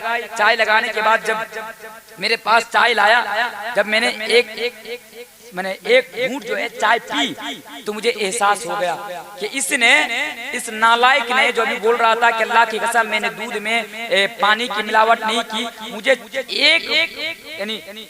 एक जो है दूध पीने से मुझे ये पता चला, बंगला में क्या बोलते हैं, एक चुस्की लेने से, चुस्की बोलते हैं आप लोग, एक चुस्की लेने से मुझे पता चल गया कि इसने 1 लीटर दूध में 17 लीटर की पानी मिलाया था। 17 लीटर पानी मिलाए थे 1 लीटर दूध में। अरे साहब 5 रुपया कमाने के चक्कर में, 10 रुपया कमाने के चक्कर में 1 लीटर दूध में 17 लीटर पानी की मिलावट कर देते हो। सुनो, अल्लाह का डर पैदा करो। क्यों? अगर चाय बेचते हो, ऐसा करते हो, या दूध बेचते हो पानी मिलाकर, तो आप इस वाकया को देखिए कि एक माँ हजरत अमीरुल मोमिनीन हजरत उमर फारूक के जमाने में एक माँ अपनी बेटी से कहती है, बेटी जा दूध में पानी मिला दे। बेटी जा दूध में पानी मिला दे। बेटी कहती है माँ आप ये कहती हो कि दूध में मैं पानी मिला दूं? नहीं मेरी माँ, नहीं मैं दूध में पानी नहीं मिलाऊंगी। माँ गुस्सा जाती है। माँ फिर कहती है अरे नालायक बेटी, अरे जा दूध में पानी मिला दे। बेटी कहती है मेरी माँ मैं दूध में पानी नहीं मिलाऊंगी। माँ पूछती है पानी क्यों नहीं मिलाएगी? बेटी जवाब देती है, मेरी माँ अगर आज मैंने दूध में पानी मिला दिया, अमीरुल मोमिनीन खलीफतुल मुस्लिमीन हजरत उमर का ये फरमान है कि आज के बाद जो भी दूध में पानी मिलाएगा वो सजा के मुस्तहिक होगा, उसको सजा दी जाएगी। ऐ मेरी माँ अगर आपकी बात मानकर अगर आज मैंने दूध में पानी मिला दिया तो हजरत उमर की तरफ से मुझे सजा मिलेगी। माँ हंस पड़ती है। माँ कहती है, अरे बेटी अभी तू नादान है, अभी तू छोटी है, अभी तू बच्ची है। अरे बेटी जाओ दूध में पानी मिला दो, इसलिए कि अगर तुम दूध में पानी मिलाओगी तो इतनी रात को हजरत उमर को पता नहीं चलेगा। जा तू दूध में पानी मिला दे। बेटी कहती है, ए मेरी माँ चलो मान लिया, मैंने दूध में पानी मिला दिया। हो सकता है कि मैं दुनिया में दूध में पानी मिलाने के बाद हजरत उमर की सजा से बच जाऊं, खलीफतुल मुस्लिमीन हजरत उमर के कानून से और उसके हाथ से मैं बच जाऊं। लेकिन ए मेरी माँ कल कयामत के रोज जब आपको अपने कर्मों का हिसाब देना होगा, मुझे मेरे कर्मों का हिसाब देना होगा। ऐ मेरी माँ कल कयामत के रोज जब अल्लाह की बारगाह में अल्लाह की अदालत में मेरी पेशी होगी, मेरी हाजिरी होगी, जब मुझसे सवाल किया जाएगा, जब मुझसे पूछा जाएगा, ऐ मेरी माँ बताओ कि मैं कल कयामत के दिन क्या जवाब दूंगी। ये होता है अल्लाह का डर। इसलिए मेरे भाइयों, मेरे सामने बैठे हुए नौजवानों, मेरे सामने बैठे हुए बुजुर्गों, तुम अपने अंदर अल्लाह का डर पैदा कर लो। अल्लाह का डर। एक बाप भी अपने बेटे को क्या तालीम देता है? आज ना हम और आप सिर्फ बच्चा पैदा करना जानते हैं, एक अच्छा बाप बनना नहीं जानते। बात को फिर से सुनिए, मैं बुरा मत मानना, सच बोल रहा हूँ। हम और आप ना सिर्फ बच्चा पैदा करना जानते हैं, बाप कैसे बना जाता है हम और आप नहीं जानते हैं। मैं गलत बोल रहा हूँ? बच्चा पैदा कर दिया, हमने रास्ते में छोड़ दिया, ये बाप की जिम्मेदारी है। कुरान उठाकर पढ़ो। पढ़ेंगे कैसे साहब? उर्दू पढ़ना आती है, बांग्ला पढ़ना आती है, हिंदी पढ़ना आती है, लेकिन आप तो बड़े बदनसीब हैं कि आपको कुरान पढ़ना नहीं आता है। घंटों बैठकर आपको व्हाट्सएप चलाने के लिए टाइम मिल जाता है, घंटों बैठकर फेसबुक चलाने के लिए आपको टाइम मिल जाता है, लेकिन क्या आपको कभी वक्त निकाल कर कुरान पढ़ने की तौफीक हुई? नहीं हुई साहब। पढ़िए कुरान को, पढ़िए। अल्लाह कुरान में कहता है, या अय्युहल्लज़ीना आमनू क़ू अनफुसकुम व अहलीकुम नारा। ए उदयपुर के लोगों, बच्चा पैदा करके मत छोड़ दो, बच्चा पैदा करके मत छोड़ दो। इंसानों में और कुत्तों में तो कुछ फर्क होना चाहिए। कुत्ता भी बच्चा पैदा करता है, जानवर भी बच्चा पैदा करता है, वो भी छोड़ देता है, और आज हम भी और आप भी छोड़ देते हैं। लेकिन नहीं, कुत्ता में और इंसान में बहुत बड़ा फर्क है। कुत्ता की कोई जिम्मेदारी नहीं, कल कयामत के दिन उसको उसकी जिम्मेदारी के मुतालिक नहीं पूछा जाएगा, लेकिन आपको तो जिम्मेदारी के मुतालिक पूछा जाएगा। बुरा मत मानना। हाँ, हो सके तो अंदरूनी यानी हो सकता है तो अंदर ही अंदर से गाली दे देना। कल कयामत के रोज मैं भी अल्लाह की अदालत में खड़ा होकर कह दूंगा कि अल्लाह मैं तेरा महबूब रसूल की बात सुनाए, मैंने हदीस की बात सुनाई, मैंने कुरान की बात सुनाई, तो उदयपुर के लोगों ने मुझे मन ही मन में गालियां दी। ए अल्लाह मैंने हक बोला लोगों के सामने तो लोगों ने मुझे गालियों से नवाज दिया। ए अल्लाह मैंने जाकर हक बोला तो लोगों ने मुझको मार दिया। हो सकता है कि दुनिया में आप मुझे गाली देंगे, दुनिया में आप मुझे पर टॉर्चर करेंगे, आप मुझको मारेंगे, लेकिन कल कयामत के रोज आपकी गालियां मुझे जन्नत तक लेकर चली जाएंगी। इसलिए मुझे कोई फर्क नहीं पड़ता, आपको गाली देनी हो दे लो, मैं तो हक बोल कर जाऊंगा। मेरे प्यारे साथियों, अल्लाह ने कुरान करीम के अंदर ऐलान कर दिया कि अगर बाप है तो अपनी औलाद के प्रति आपकी जो जिम्मेदारी है उस जिम्मेदारी को निभाइए। जिम्मेदारी क्या है? या अय्युहल्लज़ीना आमनू क़ू अनफुसकुम व अहलीकुम नारा। ऐ लोगों, तुम खुद भी जहन्नम के अज़ाब से बचो और अपने अहल अयाल को भी, अपनी औलादों को भी, अपने बेटे और बेटियों को भी जहन्नम के अज़ाब से बचाओ। बोलिए, ये जिम्मेदारी अदा करते हैं। बाप तो खुद नमाज नहीं पढ़ता है, बेटा को क्या कहेगा जा नमाज पढ़। माँ खुद पर्दा नहीं करती है, बेटी से माँ खुद कोयल मुल्लिक बन के घूमती है, बेटी से कैसे कह पाएगी कि बेटी जा पर्दे में घुमा कर? तो जिम्मेदारी है। ये बात मैंने क्यों की?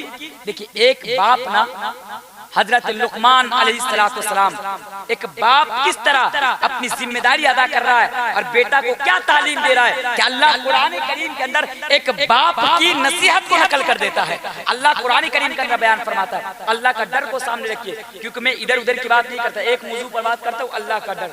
बाप बेटे से कहता है, क्या कहता है जरा देखिए, कुरान कहता है, ऐ मेरे बेटे, या बुनैया इन्नहा इन तकु मिथक़ाल हब्बतिन मिन खरदलिन फतकन फी सखरतिन औ फिस समावाति औ फिल अर्दि याति बिहल्लाह। ऐ मेरे बेटे, एक बाप अपने बेटे से ये वसीयत कर रहे हैं, ऐ मेरे बेटे, आसमान के नीचे, जमीन के नीचे, इस धरती के नीचे राई के दाने के बराबर भी अगर कोई चीज, राई समझते हैं, राई बड़ी छोटी होती है, अगर आपके नजर के सामने वो चीज पड़ी होगी, वो दाना पड़ा होगा, तो आपको वो चीज नजर नहीं आएगी। एक बाप अपने बेटे को क्या तालीम दे रहे हैं, ऐ मेरे बेटे, ऐ मेरे बेटे, राई के दाने के बराबर भी अगर दुनिया में किसी पत्थर के नीचे, किसी चट्टान के नीचे, किसी पहाड़ के नीचे अगर वो चीज छिपी होंगी, तो अल्लाह की नजर का आलम तो ये है, अल्लाह की कुदरत का आलम तो ये है, अल्लाह की पकड़ का आलम तो ये है कि कल कयामत के रोज अल्लाह उसको भी सामने लेकर आएगा।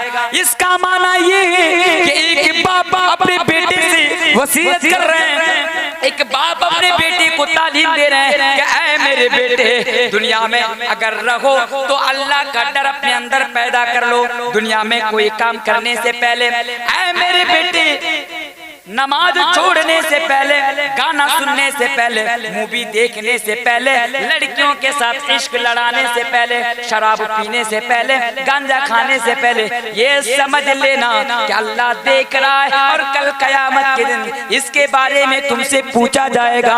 कल कयामत के दिन इसके बारे में तुमको जवाब देना पड़ेगा। ये होता है अल्लाह का डर। बाप अपने बेटे से ये तालीम दे रहे हैं कि अल्लाह का डर पैदा कर लो। और हम और आप अपने बेटे, एक बाप है जो कुरान जिसके बारे में कहता है हजरत लुकमान, वो बाप है कि अपने बेटा से कहते हैं जा अच्छा काम कर, और हम और आप अपने बेटे से कहते हैं जा एक पैकेट बीड़ी लेके आ। आप लोग बीड़ी पीते हैं? बीड़ी पीते हैं आप लोग? एक आदमी जवाब दीजिए ना, आप मुझे अच्छा नहीं लग रहा क्योंकि सब सो रहे हैं, मुझे ऐसा लग रहा है। बीड़ी पीते हैं? शर्म कीजिए, बीड़ी पी रहे दुनिया में, अल्लाह ने पैसा दिया है, दौलत दी है, सिगरेट पिया कीजिए ना साहब, सिगरेट पीजिए। बीड़ी कौन पीता है? बीड़ी भी पीने की कोई चीज है, सिगरेट पिया कीजिए। हाँ, अगर जल्दी मरने का शौक हो, सबसे ज्यादा अगर आप मरना चाहते हैं, ज्यादा दिन दुनिया में जिंदा नहीं रहना चाहते, तो ज्यादा से ज्यादा आप सिगरेट पीजिए, क्योंकि इसमें जल्दी मरने का इम्कान है। बात समझ में आ रही है? फिर कल ये मत कह देना कि मौलवी साहब सिगरेट पीने के लिए बोल के गया। कुछ लोगों ने तो बीड़ी पीने की भी दुआ निकाल दी, सिगरेट पीने की भी दुआ निकाल दी। बीड़ी पीने की दुआ जानते हैं क्या हुआ? अच्छा, बीड़ी पीने जा रहे हैं साहब, दुआ भी पढ़ लीजिएगा बीड़ी पीने की। बीड़ी पीने की दुआ जानते हैं? बीड़ी पीने की दुआ है अल्लाहुम्मा बारिक लना फीमा बीड़ी टाना। ये कुछ लोगों ने बनाए हुए ये दुआ, अल्लाह माफ करे मेरे हदीस सुनाऊंगा। बीड़ी पीने वाले, सिगरेट पीने वाले, शराब पीने वाले, चरसी पीने वाले, गंजा पीने वाले, लॉटरी खेलने वाले, हाँ पत्ती खेलने वाले, लूडो खेलने वाले, गेम खेलने वाले, IPL में, ड्रीम 11 में पैसा लगाने वाले, धीरज रखो, वो भी पैगाम आएगा। अल्लाह का डर आप अपने अंदर पैदा कर लीजिए। अल्लाह का डर क्या है? अल्लाह का डर कि एक बाप अपने बेटा से कहता है अल्लाह का डर पैदा कर लेना। आइए और एक हदीस मैं आपके सामने सुनाकर चला जाता हूँ। ये हदीस खास करके नौजवानों के लिए सुना के जाता हूँ। 2 हदीस सुना रहा हूँ, पहले हदीस सुनिए, फिर सबके लिए हदीस पढ़ के जा रहा हूँ। हदीस आपको कहाँ मिलेगी? ये हदीस आपको मिलेगी सही बुखारी के अंदर और सही मुस्लिम के अंदर, ये हदीस आपको मिल जाएगी। हदीस पर जरा गौर कीजिए, अल्लाह का डर क्या होता है। ऐ लोगों, अल्लाह के प्यारे नबी जनाब मोहम्मद रसूलुल्लाह सल्लल्लाहु अलैहि वसल्लम बयान फरमाते हैं, कल कयामत के रोज सबअतुन युदिल्लुहुमुल्लाहु फी दिल्लिही यौमा ला दिल्ला इल्ला दिल्लुहु। कल कयामत के रोज 7 तरह के लोगों को अल्लाह तबारक व तआला अपने अर्श के साए तले जगह अता फरमाएगा। कितने प्रकार? 7 प्रकार के लोगों को। गौर कीजिए, कब?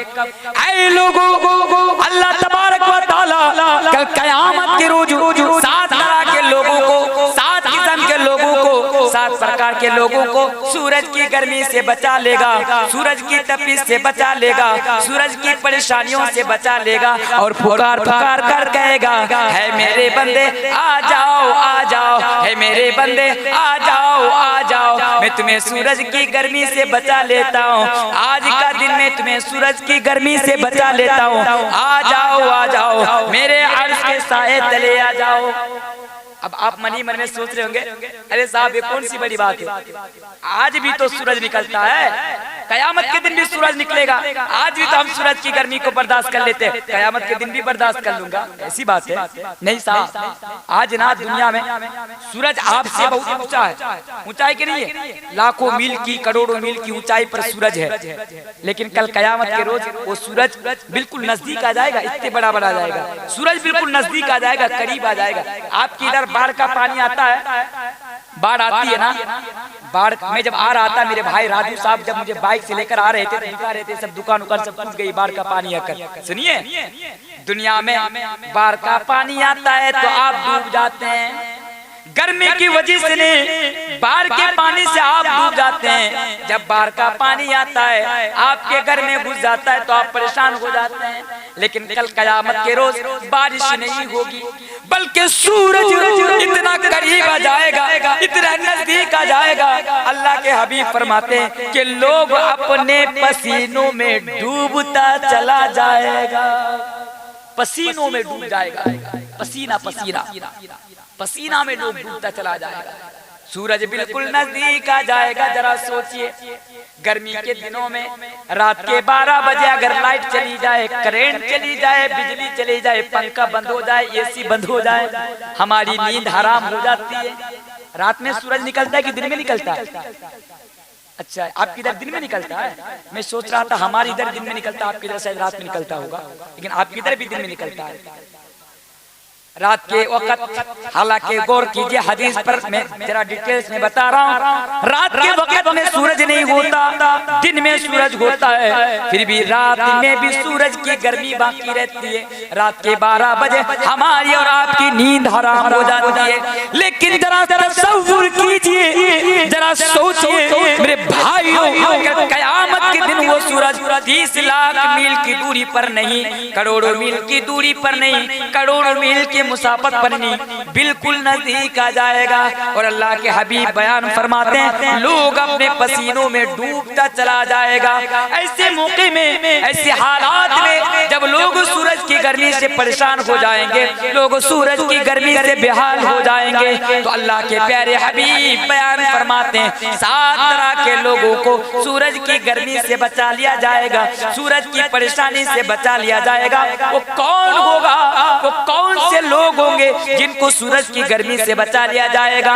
उनमें से एक प्रकार के लोग होंगे जिनके बारे में अल्लाह के हबीब बयान फरमाते हैं शाबुन नशा फी इबादतिल्लाहि ताला, उस नौजवान को बचा लिया जाएगा जिसने दुनिया के अंदर अपनी जवानी को, जिसने दुनिया के अंदर अपनी जवानी को अल्लाह की इबादत में गुजारे।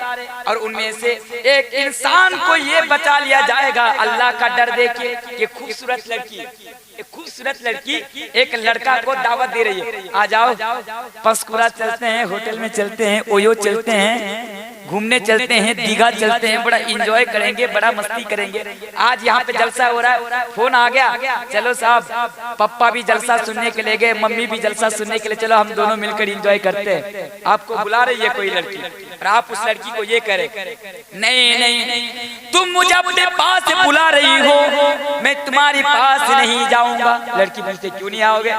लड़का जवाब देता है मैं नहीं जाऊंगा। लड़की कहती है अरे वो ऑफर दे रहा हूँ, आ जा, पप्पा नहीं है, मम्मी नहीं है, सब जलसा सुनने गया, आ जा।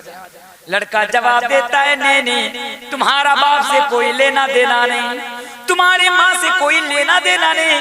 नबी फरमाते हैं कल कयामत के दिन उस इंसान को सूरज की गर्मी से बचा लिया जाएगा, सूरज की तपिश से बचा लिया जाएगा, जो दुनिया में ये कहकर जवाब देगा इन्नी अखाफुल्लाह, मैं अल्लाह से डर करता हूँ, मेरे अंदर अल्लाह का डर है, मेरे अंदर अल्लाह का खौफ है। ऐ लड़की, मैं तुम्हारे साथ घूमने को नहीं जाऊंगा, मैं तुम्हारे साथ गलत काम करने को नहीं जाऊंगा।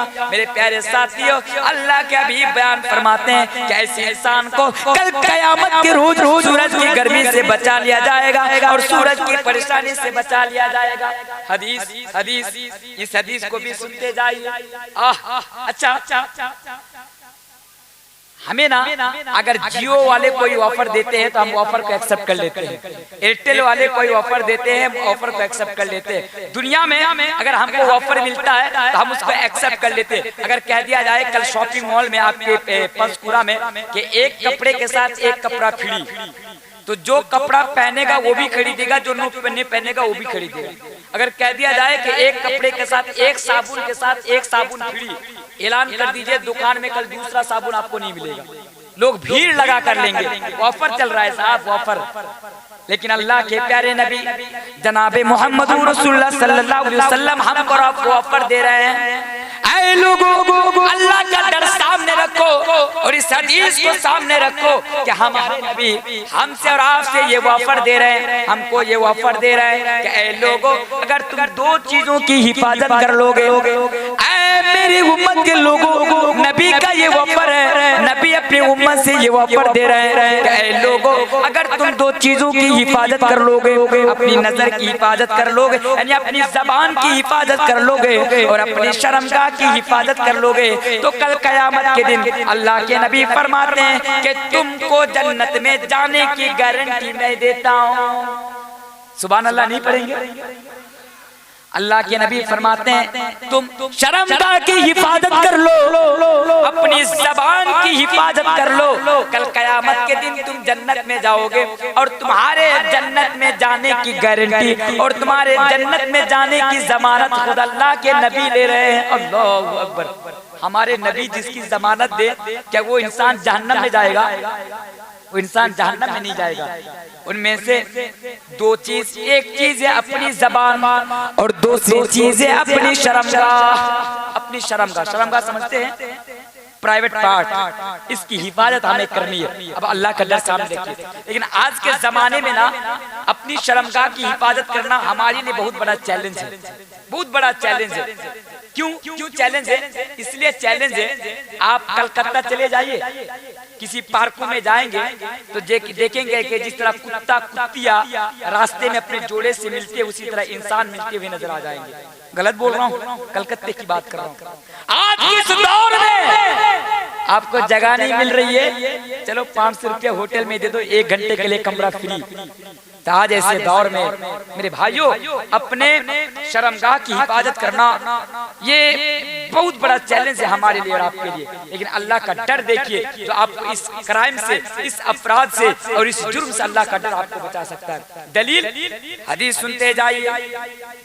एक साहबी रसूल जिसका नाम हजरत मरसद रज़ियल्लाहु ताला अन्हु है, हजरत मरसद रज़ियल्लाहु ताला अन्हु रास्ते से गुजर रहे। जरा देखिए अल्लाह का डर क्या है। बिल्कुल ना जवान है, अभी शादी नहीं है, बिल्कुल नौजवान है, लड़कों यानी रास्ते से जा रहे हैं। रात के वक्त में एक बड़ी खूबसूरत लड़की, जिस लड़की का नाम अनाक है, वो अनाक अपने घर से देखती है कि रास्ते से हजरत मरसद आ रहा है, रास्ते से मरसद आ रहा है। ये भी वजाहत कर दूं कि जमाना है, यानी हजरत मरसद एक सहाबी है, एक मुसलमान है। जब उसने ईमान नहीं लाया था तो उस लड़की के साथ, उस अनाक के साथ उसका कनेक्शन था, संपर्क था ईमान लाने से पहले। लेकिन अब हजरत मरसद ईमान ले आए, अभी अनाक ईमान नहीं लाई, अभी भी ये मुश्रिक है, अभी भी ये ईमान नहीं लाई है। लेकिन हजरत मरसद मुसलमान है, ईमान वाले हैं। अब देखिए लड़की, एक मुश्रिका लड़की एक ईमान वाले लड़के को दावत दे गुनाह दे रही है। अनाक मरसद से कहती है, मरसद आ जाओ, आज की रात हम दोनों मिलकर पार्टी करेंगे, आज की रात हम दोनों मिलकर एंजॉय करेंगे, मस्ती करेंगे, मरसद आ जाओ।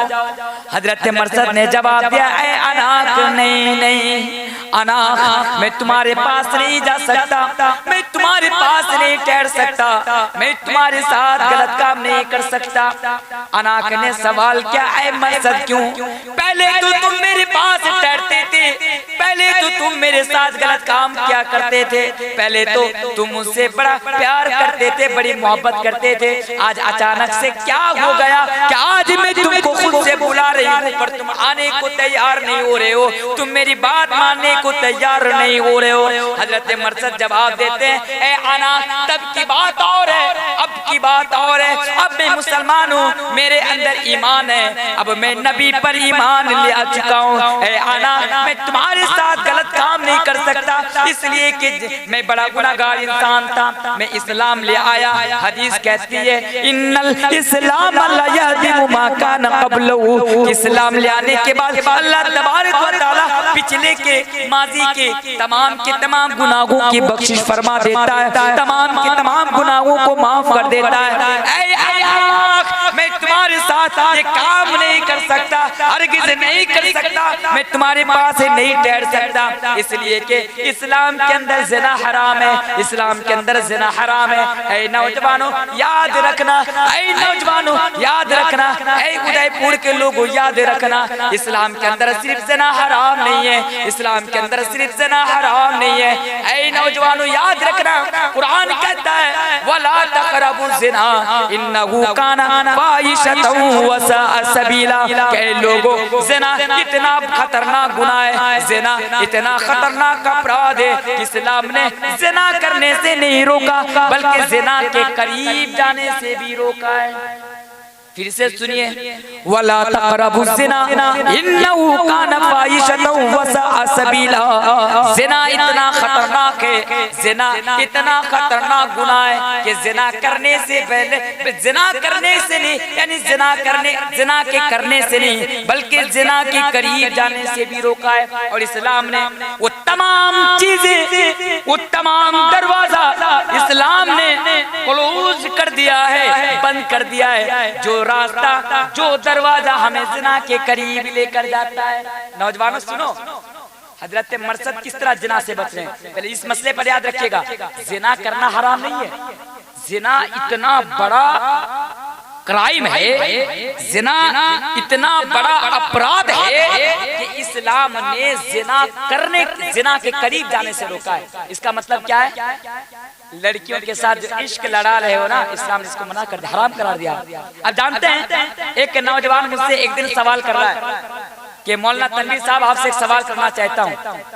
मैंने कहा पूछिए क्या सवाल करना चाहते हैं? बोला मैं एक लड़की से बड़ी मोहब्बत करता हूँ, 5 साल से हम दोनों एक दूसरे को डेट कर रहे हैं, एक दूसरे के साथ घूमने के लिए जा रहे हैं, हम लोग डेटिंग पे जा रहे हैं। मौलवी साहब लड़की से शादी करना चाहता हूँ, घर वाले तैयार नहीं होता, क्या करूँ?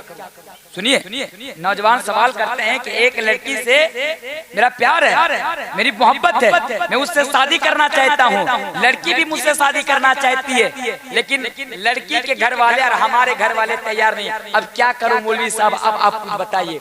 वो बार बार एक ही चीज को घुमा फिरा कर मुझसे सवाल पूछ रहे। मैं मन ही मन में सोच रहा हूँ, इस नालायक को अगर मैं ये कह दूं कि लेके भाग जा, तो अभी लेके भागेगा। सिर्फ वो इंतजार में है कि मौलवी कब कह के लेके भाग जा, तो मैं लेके भाग जा। और मैं बता दूंगा कि मौलवी तनवीर आलम ने बता दिया कि लेके भाग जाना।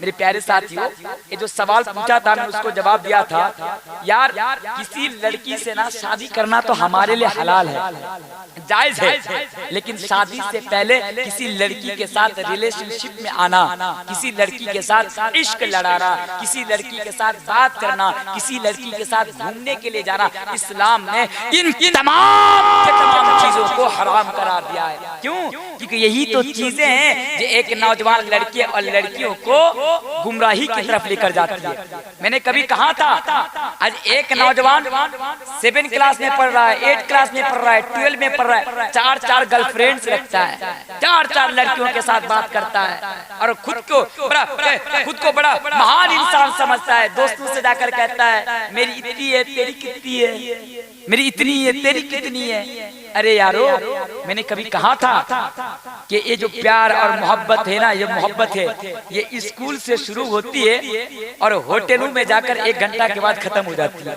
इसलिए इस्लाम ने इन तमाम, मेरा मैसेज है नौजवानों, तमाम चीजों को हराम करा दिया जो चीजें आपको ज़िना के करीब लेकर जाती है।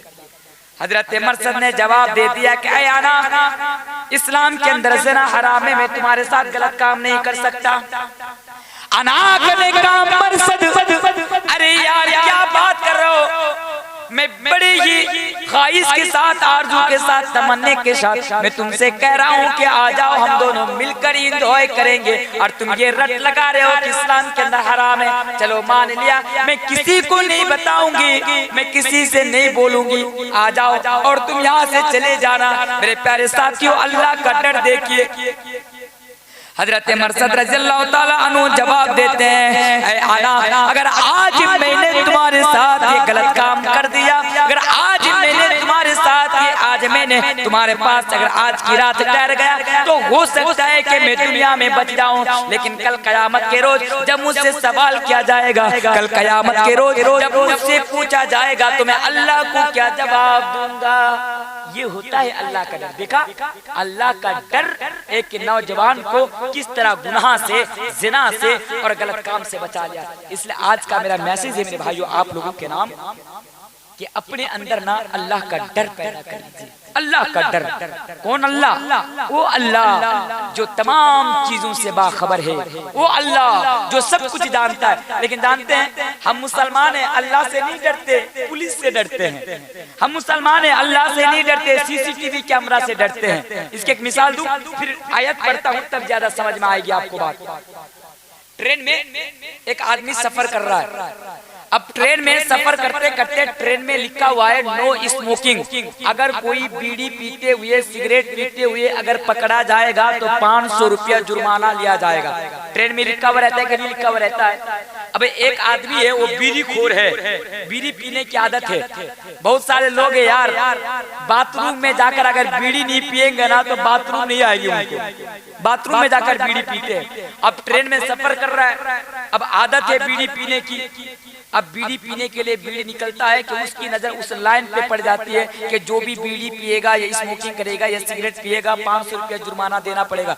वो बीड़ी को अंदर डाल देता है। अगर मैं ट्रेन में बीड़ी पी लिया तो पुलिस पकड़ लेगी, सरकारी अफसर आएंगे, मुझे पकड़ लेंगी, फिर मेरे ऊपर जुर्माना आयद कर देंगी। तो वो क्या करता है, ट्रेन में बीड़ी पीने से रुक जाता है। तो यहाँ पर वो जुर्माना से डरता है। अब एक चोर, ये भी एक मिसाल है, ये भी एक मिसाल देखिए, फिर अल्लाह का डर किसे कहता है वो सामने रखूंगा।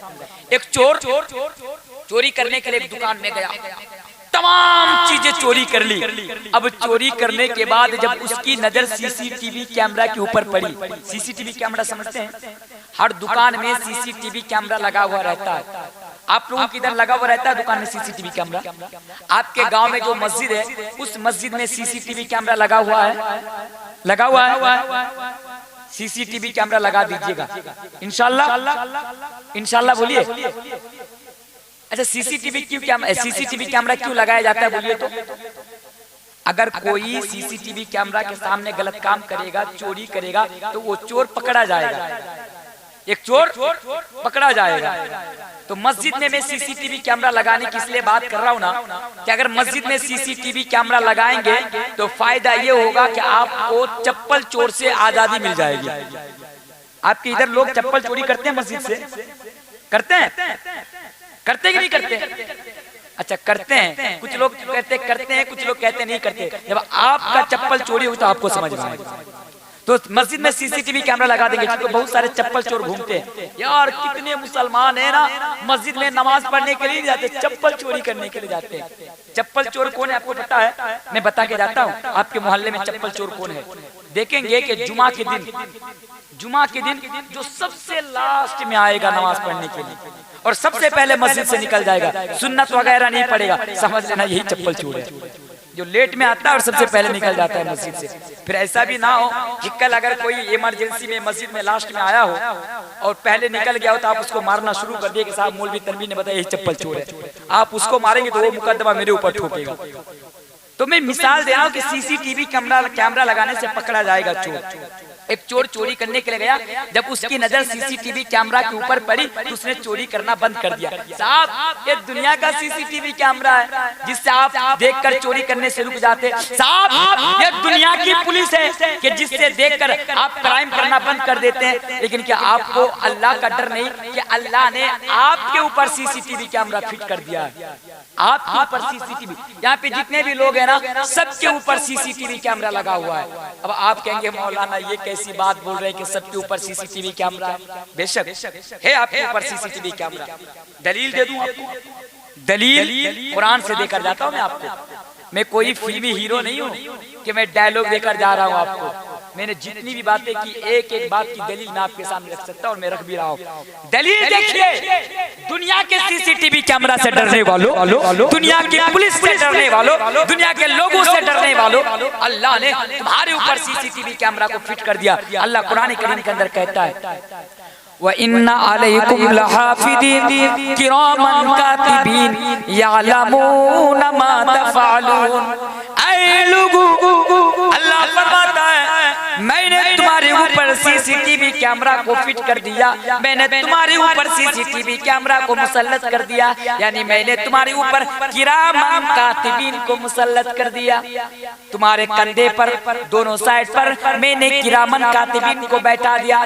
जिस तरह सुबह से लेकर शाम तक, फिर शाम से लेकर सुबह तक एक दुकान में लगा हुआ सीसीटीवी कैमरा तमाम की तमाम चीजों को रिकॉर्ड कर लेता है, तमाम की तमाम चीजों को यानी रिकॉर्ड कर लेता है, उसको दर्ज कर लेता है। और फिर जब दुकान का मालिक 8 दिन के बाद, 10 दिन के बाद, 12 दिन के बाद अगर देखना चाहे तो देख सकते हैं। मेरे प्यारे साथियों, ये तो दुनिया का सीसीटीवी कैमरा है। इसकी ये दुनिया की सीसीटीवी कैमरा खराब हो सकते हैं, इसकी बैटरी डिस्चार्ज हो सकती है, लाइट जा सकती है, दुनिया के सीसीटीवी कैमरा से बच सकते हैं। पर अल्लाह ने ऐसा सीसीटीवी कैमरा हमारे ऊपर और आपके ऊपर फिट कर दिया, हमारे ऊपर और आपके ऊपर मुसल्लत कर दिया कि सुबह से लेकर शाम तक और शाम से लेकर सुबह तक आप जो जो काम कर रहे हैं, आप जो जो काम कर रहे हैं वो सीसीटीवी कैमरा यानी किरामन कातिबीन उसको दर्ज कर ले रहे हैं, उसको लिख ले रहे हैं, उसको लिपिबद्ध कर ले रहे हैं। और कल क़यामत के दिन अल्लाह कुरान करीम के अंदर बयान फरमाता है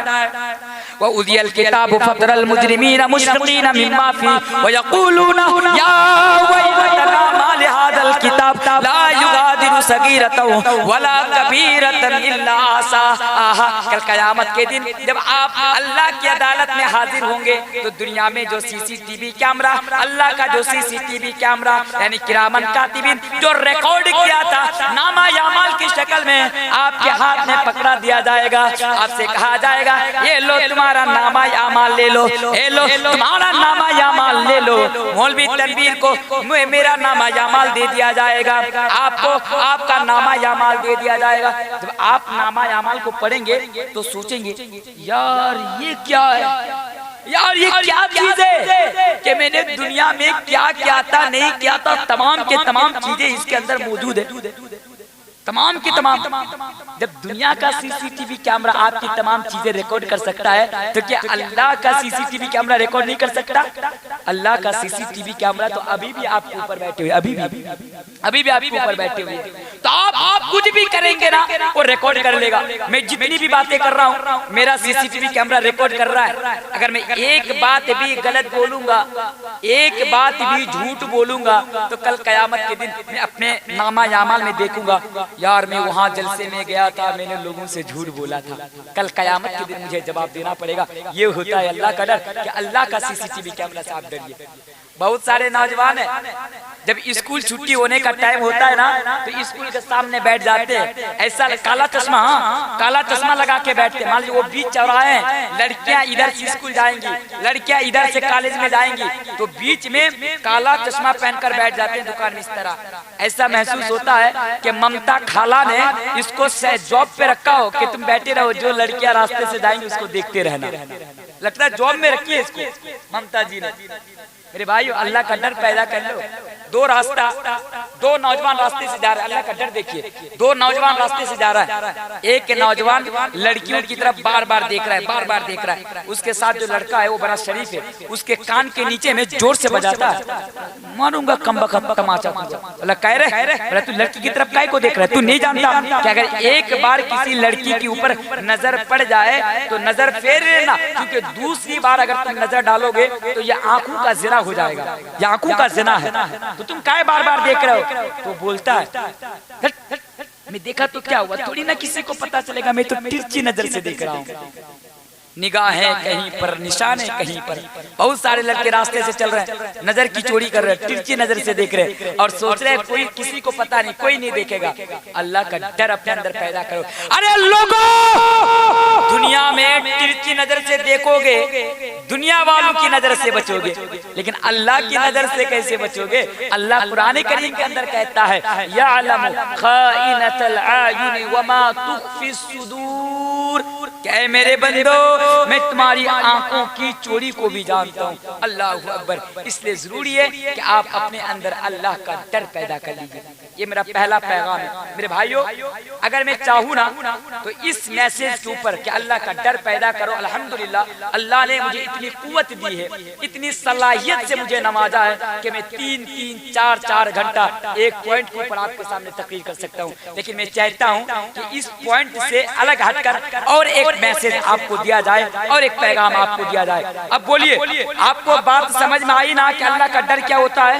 आ गई ना? कुछ भी करे, यहाँ जलसे में जलसा हो गया, घर में जाएंगे, फजर में सोए हुए हैं, अजान हो गई, उठकर नमाज पढ़ने के लिए जाइए। क्यों? अल्लाह का डर अपने अंदर पैदा कर लीजिए। यार अगर मैं नमाज पढ़ने नहीं जाऊंगा तो फिर कल कयामत के दिन इसके बारे में जवाब देना पड़ेगा। अल्लाह का डर। किसी को गाली देने से पहले 1000 बार सोचिए।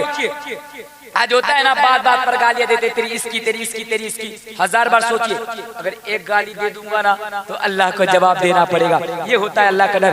ऐ लोगों, आप अपने अंदर अल्लाह का डर पैदा कर लीजिए। अगर दुनिया में अल्लाह का डर आपके अंदर पैदा हो जाएगा तो दुनिया में भी आप गुनाहों से बच जाएंगे, दुनिया में भी कामयाब हो जाएंगे, आखिरत में भी कामयाब हो जाएंगे। ये पहला पैगाम। दूसरा पैगाम जो बड़ा जबरदस्त होने वाला है मेरे भाइयों, दूसरा पैगाम सुनते जाइए, फिर इंशाअल्लाह एक साथ हम तमाम लोग मिलकर दुआ करूंगा और दुआ करने के बाद यहाँ से एक दूसरे से मुसाफा करके इंशाअल्लाह यहाँ से निकल जाऊंगा। बोले इंशाअल्लाह, इंशाअल्लाह, क्योंकि रात बहुत ज्यादा हो रही है और 3 बजने को है और मेरी भी गाड़ी है, मुझे पकड़कर हावड़ा जाना है, क्योंकि हावड़ा से कल 8 बजे मेरी गाड़ी है, जो गाड़ी पकड़कर मुझे फिर बहुत दूर का सफर करना है। मेरे भाइयों, एक और पैगाम, 2 पैगाम, एक अल्लाह का डर और एक पैगाम सुन लीजिए। पहले हदीस रखता हूँ, इस बात को बड़ी तवज्जो के साथ सुनिए। अल्लाह के प्यारे नबी जनाब मोहम्मद रसूलुल्लाह सल्लल्लाहु अलैहि वसल्लम बयान फरमाते हैं, हदीस सुनिए कि ऐ लोगों, कल कयामत के रोज, दूसरा पैगाम आज मेरा, ऐ लोगों, कल कयामत के कल कयामत के रोज हर इंसान से 5 सवाल पूछा जाएगा।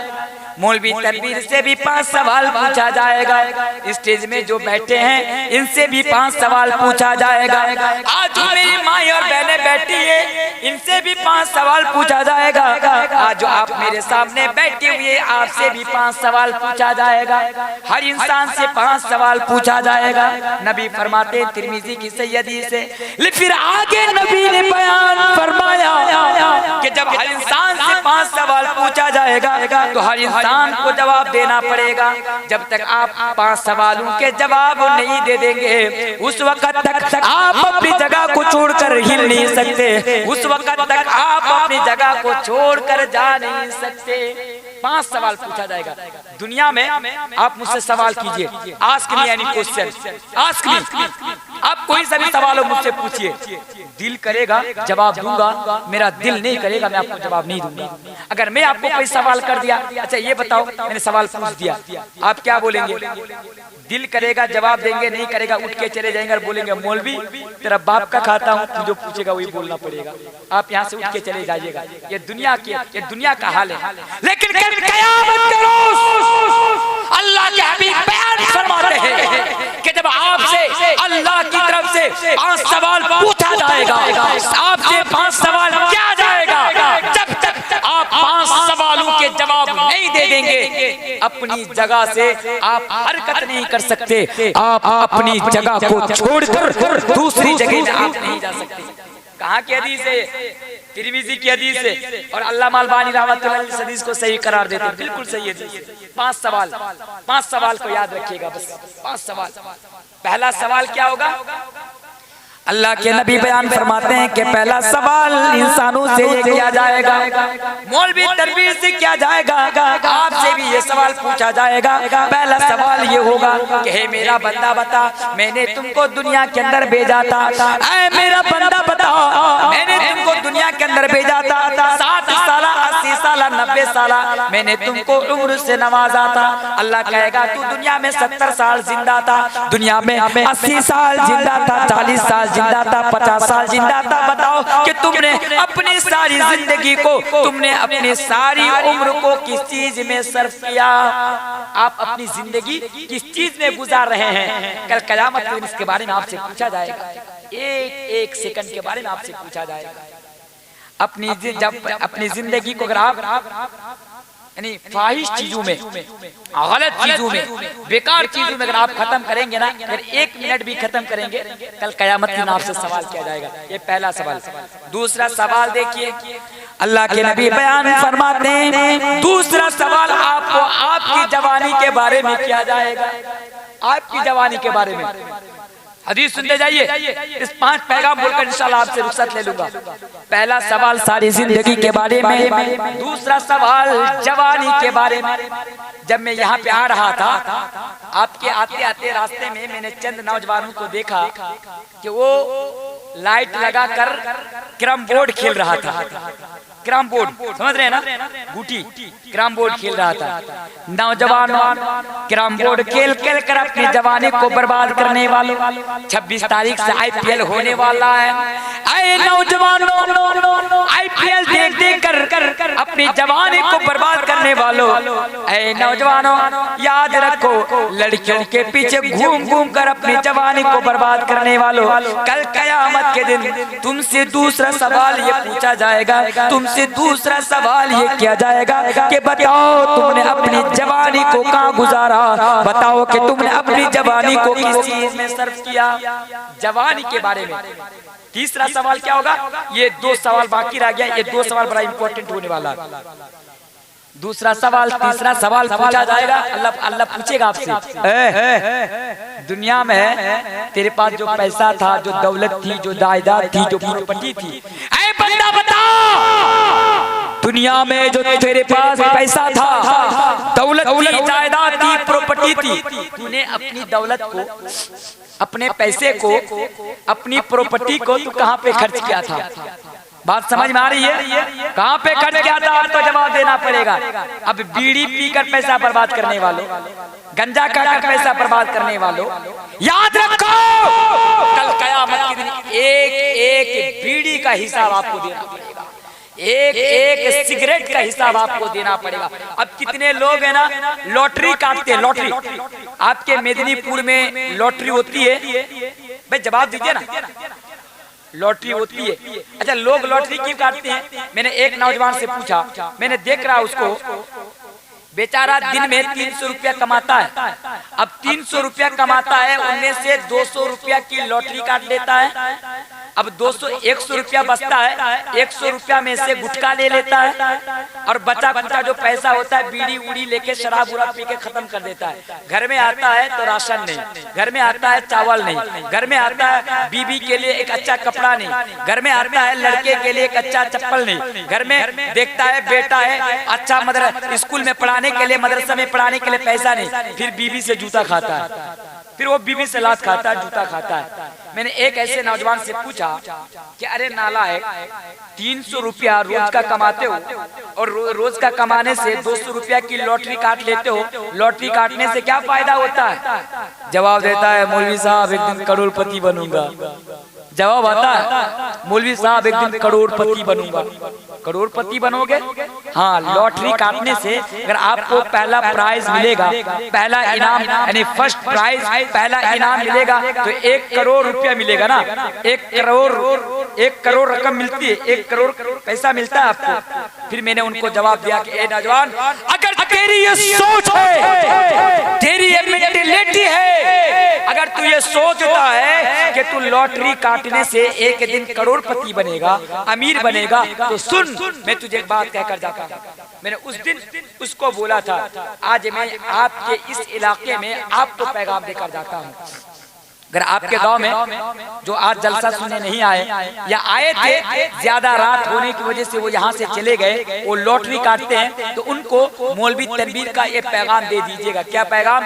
कि जो लोग लॉटरी काटते हैं, सुनो, लॉटरी काटने से तुमको पैसा मिलेगा या नहीं मिलेगा, तुम करोड़पति बनोगे या नहीं बनोगे, मालदार बनोगे या नहीं बनोगे, इसकी गारंटी तो मैं नहीं दे सकता, लेकिन एक दिन भिखारी जरूर बनोगे, इसकी गारंटी मैं तुम्हें दे रहा हूँ।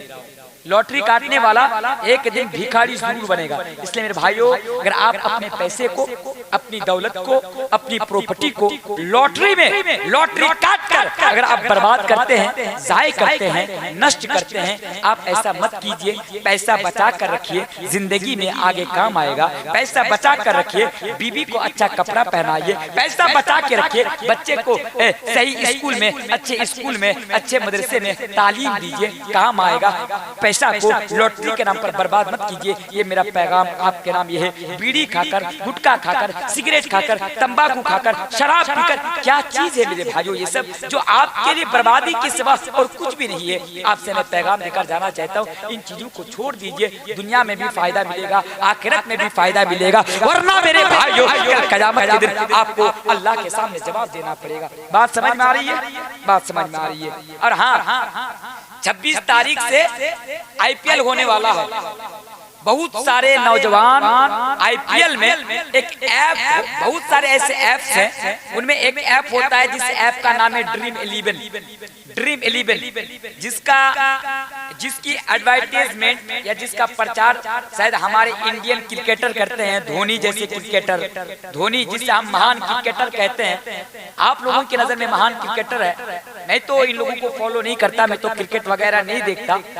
मेरे भाइयों, आज इरफान पठान जैसे, यूसुफ पठान जैसे लोग आज आकर इसकी एडवर्टाइजमेंट करते हैं। कितने लोग ड्रीम 11 में पैसा लगा लगा कर आज बर्बाद हो गए। मेरे भाइयों, ये लोग हमारे अपने नहीं है, ये लोग हमारे लिए नहीं सोचते, ये तो अपने पेट के लिए सोचते हैं। मेरे भाइयों, हमारे नबी को फॉलो कीजिए, जो हमारे नबी कल क़यामत के दिन भी अब उम्मती उम्मती उम्मती कहकर पुकारेगा, और जो हमारे लिए और आपके लिए सोचते थे। तो मेरे भाइयों, जो बताना चाहता था, ड्रीम 11 में पैसा मत लगाइए। ड्रीम 11 में पैसा लगाना भी जुआ है, खुदा की कसम। अगर आप IPL देखते हुए ड्रीम 11 में एक पैसा लगाएंगे ना, तो कल क़यामत के दिन उस एक पैसा का भी हिसाब आपको अल्लाह तबारक व तआला के सामने देना है, आपको अल्लाह तबारक व तआला के सामने रखना है। कितना मैसेज हो गया? 3 मैसेज। पहला सवाल, अल्लाह के नबी फरमाते हैं, ऐ लोगों, कल क़यामत के रोज हर इंसान से 5 सवाल पूछा जाएगा। पहला सवाल सारी जिंदगी के बारे में, दूसरा सवाल जवानी के बारे में, तीसरा सवाल कि तुमने पैसा को कहाँ बर्बाद किया था उसके बारे में, और चौथा सवाल आपसे जो सवाल किया जाएगा, चौथा सवाल ये पूछा जाएगा कि बताओ, तुम्हारे घर में टाइल्स लगे हुए थे, तुम्हारे घर में मार्बल लगे हुए थे, तुम्हारे बाथरूम में मार्बल लगे हुए थे, तुम आलीशान बंगले में रहते थे, आलीशान घर में रहते थे, तुम्हारे पास चलने को बड़ी बड़ी गाड़ियां हुआ करती थी, तुम्हारे पास मर्सिडीज गाड़ी हुआ करती थी, दुनिया में तुम्हारे पास 70 बीघा की जमीन हुआ करती थी। ऐ मेरा बंदा बताओ, तुम्हारा इतना पैसा कहाँ से आया था? इतना पैसा कहाँ से आया था कि तुमने आलीशान बंगला बनाया था? इतना पैसा कहाँ से आया था कि मैदान में यानी माठ में, खेत में 70 बीघा, 80 बीघा, 17 बीघा, 10 बीघा, 40 बीघा की जमीन खरीदा था? बताओ, तुम्हारे पास इतना पैसा कहाँ से आया था कि हमेशा तुम्हारा बैंक बैलेंस इतना रहा करता था? पूछा जाएगा। आज तो सिर्फ हमें पैसा चाहिए, पैसा चाहिए कि नहीं चाहिए? जरूरत पड़ेगी तो बाप का हक मार लूंगा, जरूरत पड़ेगी तो पड़ोसी का हक मार लूंगा, जरूरत पड़ेगी तो गरीबों का हक मार लूंगा, जरूरत पड़ेगी तो अपने भाई का हक मार लूंगा, जरूरत पड़ेगी तो हमारे गांव में गरीबों का हक मार लूंगा, जरूरत मिलेगी पड़ेगी मैं नेता हूँ, गरीबों के लिए जो फंड आएगा वो अपने पास रख लूंगा, जरूरत पड़ेगी चोरी करूंगा, जरूरत पड़ेगी डाका डालूंगा, जरूरत पड़ेगी सूद खाऊंगा, जरूरत पड़ेगी हराम बिजनेस करूंगा, लेकिन हमें पैसा से मतलब है साहब, पैसा पैसा पैसा बोलता है, पैसा पैसा, हमें पैसा चाहिए। मेरे भाइयों, कल कयामत के दिन एक एक पैसा का आपको हिसाब देना पड़ेगा कि बताओ दुनिया में तुम्हारे पास पैसा कहां से आया था। लेकिन हम क्या समझते हैं, हमारे पास पैसा आ गया तो हम कामयाब हो गए। हम आज पैसे के पीछे क्यों भाग रहे हैं? आपके गांव में उदयपुर में दो आदमी है, एक आदमी नमाज पढ़ता है, रोजा रखता है, हाजी साहब है, मुत्तकी है, परहेजगार है, बड़ा अच्छा आदमी है, बड़ा नेक आदमी, किसी से झगड़ा नहीं करता, किसी को गाली नहीं देता, किसी का हक नहीं मारता, बड़ा नेक है। एक आदमी है, एक नंबर का लुच्चा है, लफंगा है, लड़कीबाज है, शराबी है, जुआरी है, तमाम बुराई, तमाम गलत चीजें इसके अंदर मौजूद है। लेकिन बंदे के पास बड़ा पैसा है, बंदे के पास आलीशान बंगला है, बंदे के पास शानदार गाड़ियां हैं, तो लोग इसको कामयाब कहेंगे कि नमाजी गरीब आदमी को कामयाब कहेंगे? किसको? इस पैसा वाले को ना, ये दुनिया में। लेकिन मेरे भाइयों, पैसा के पीछे भागने वालों और पैसा के लिए हलाल और हराम में फर्क न करने वालों, नबी फरमाते हैं आपसे सवाल किया जाएगा, बताओ दुनिया में पैसा कहां से आया था?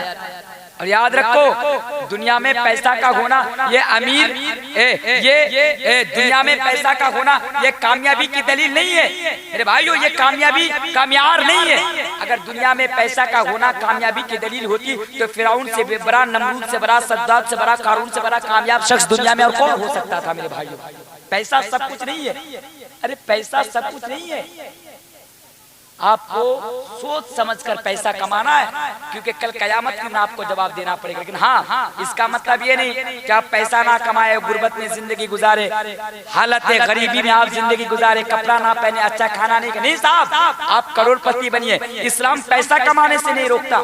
आप अमीर बनिए, करोड़पति बनिए, अच्छी अच्छी गाड़ियों में घूमिए, अच्छा अच्छा कपड़ा पहनिए, इस्लाम आपको मना नहीं करता। लेकिन हाँ, इस्लाम आपको हराम कमाई से रोकता है, और इस्लाम कहता है कि आप हलाल तरीके से इनकम कीजिए, आप हलाल तरीके से आप रोजी रोटी खाइए। बात समझ में आ रही है?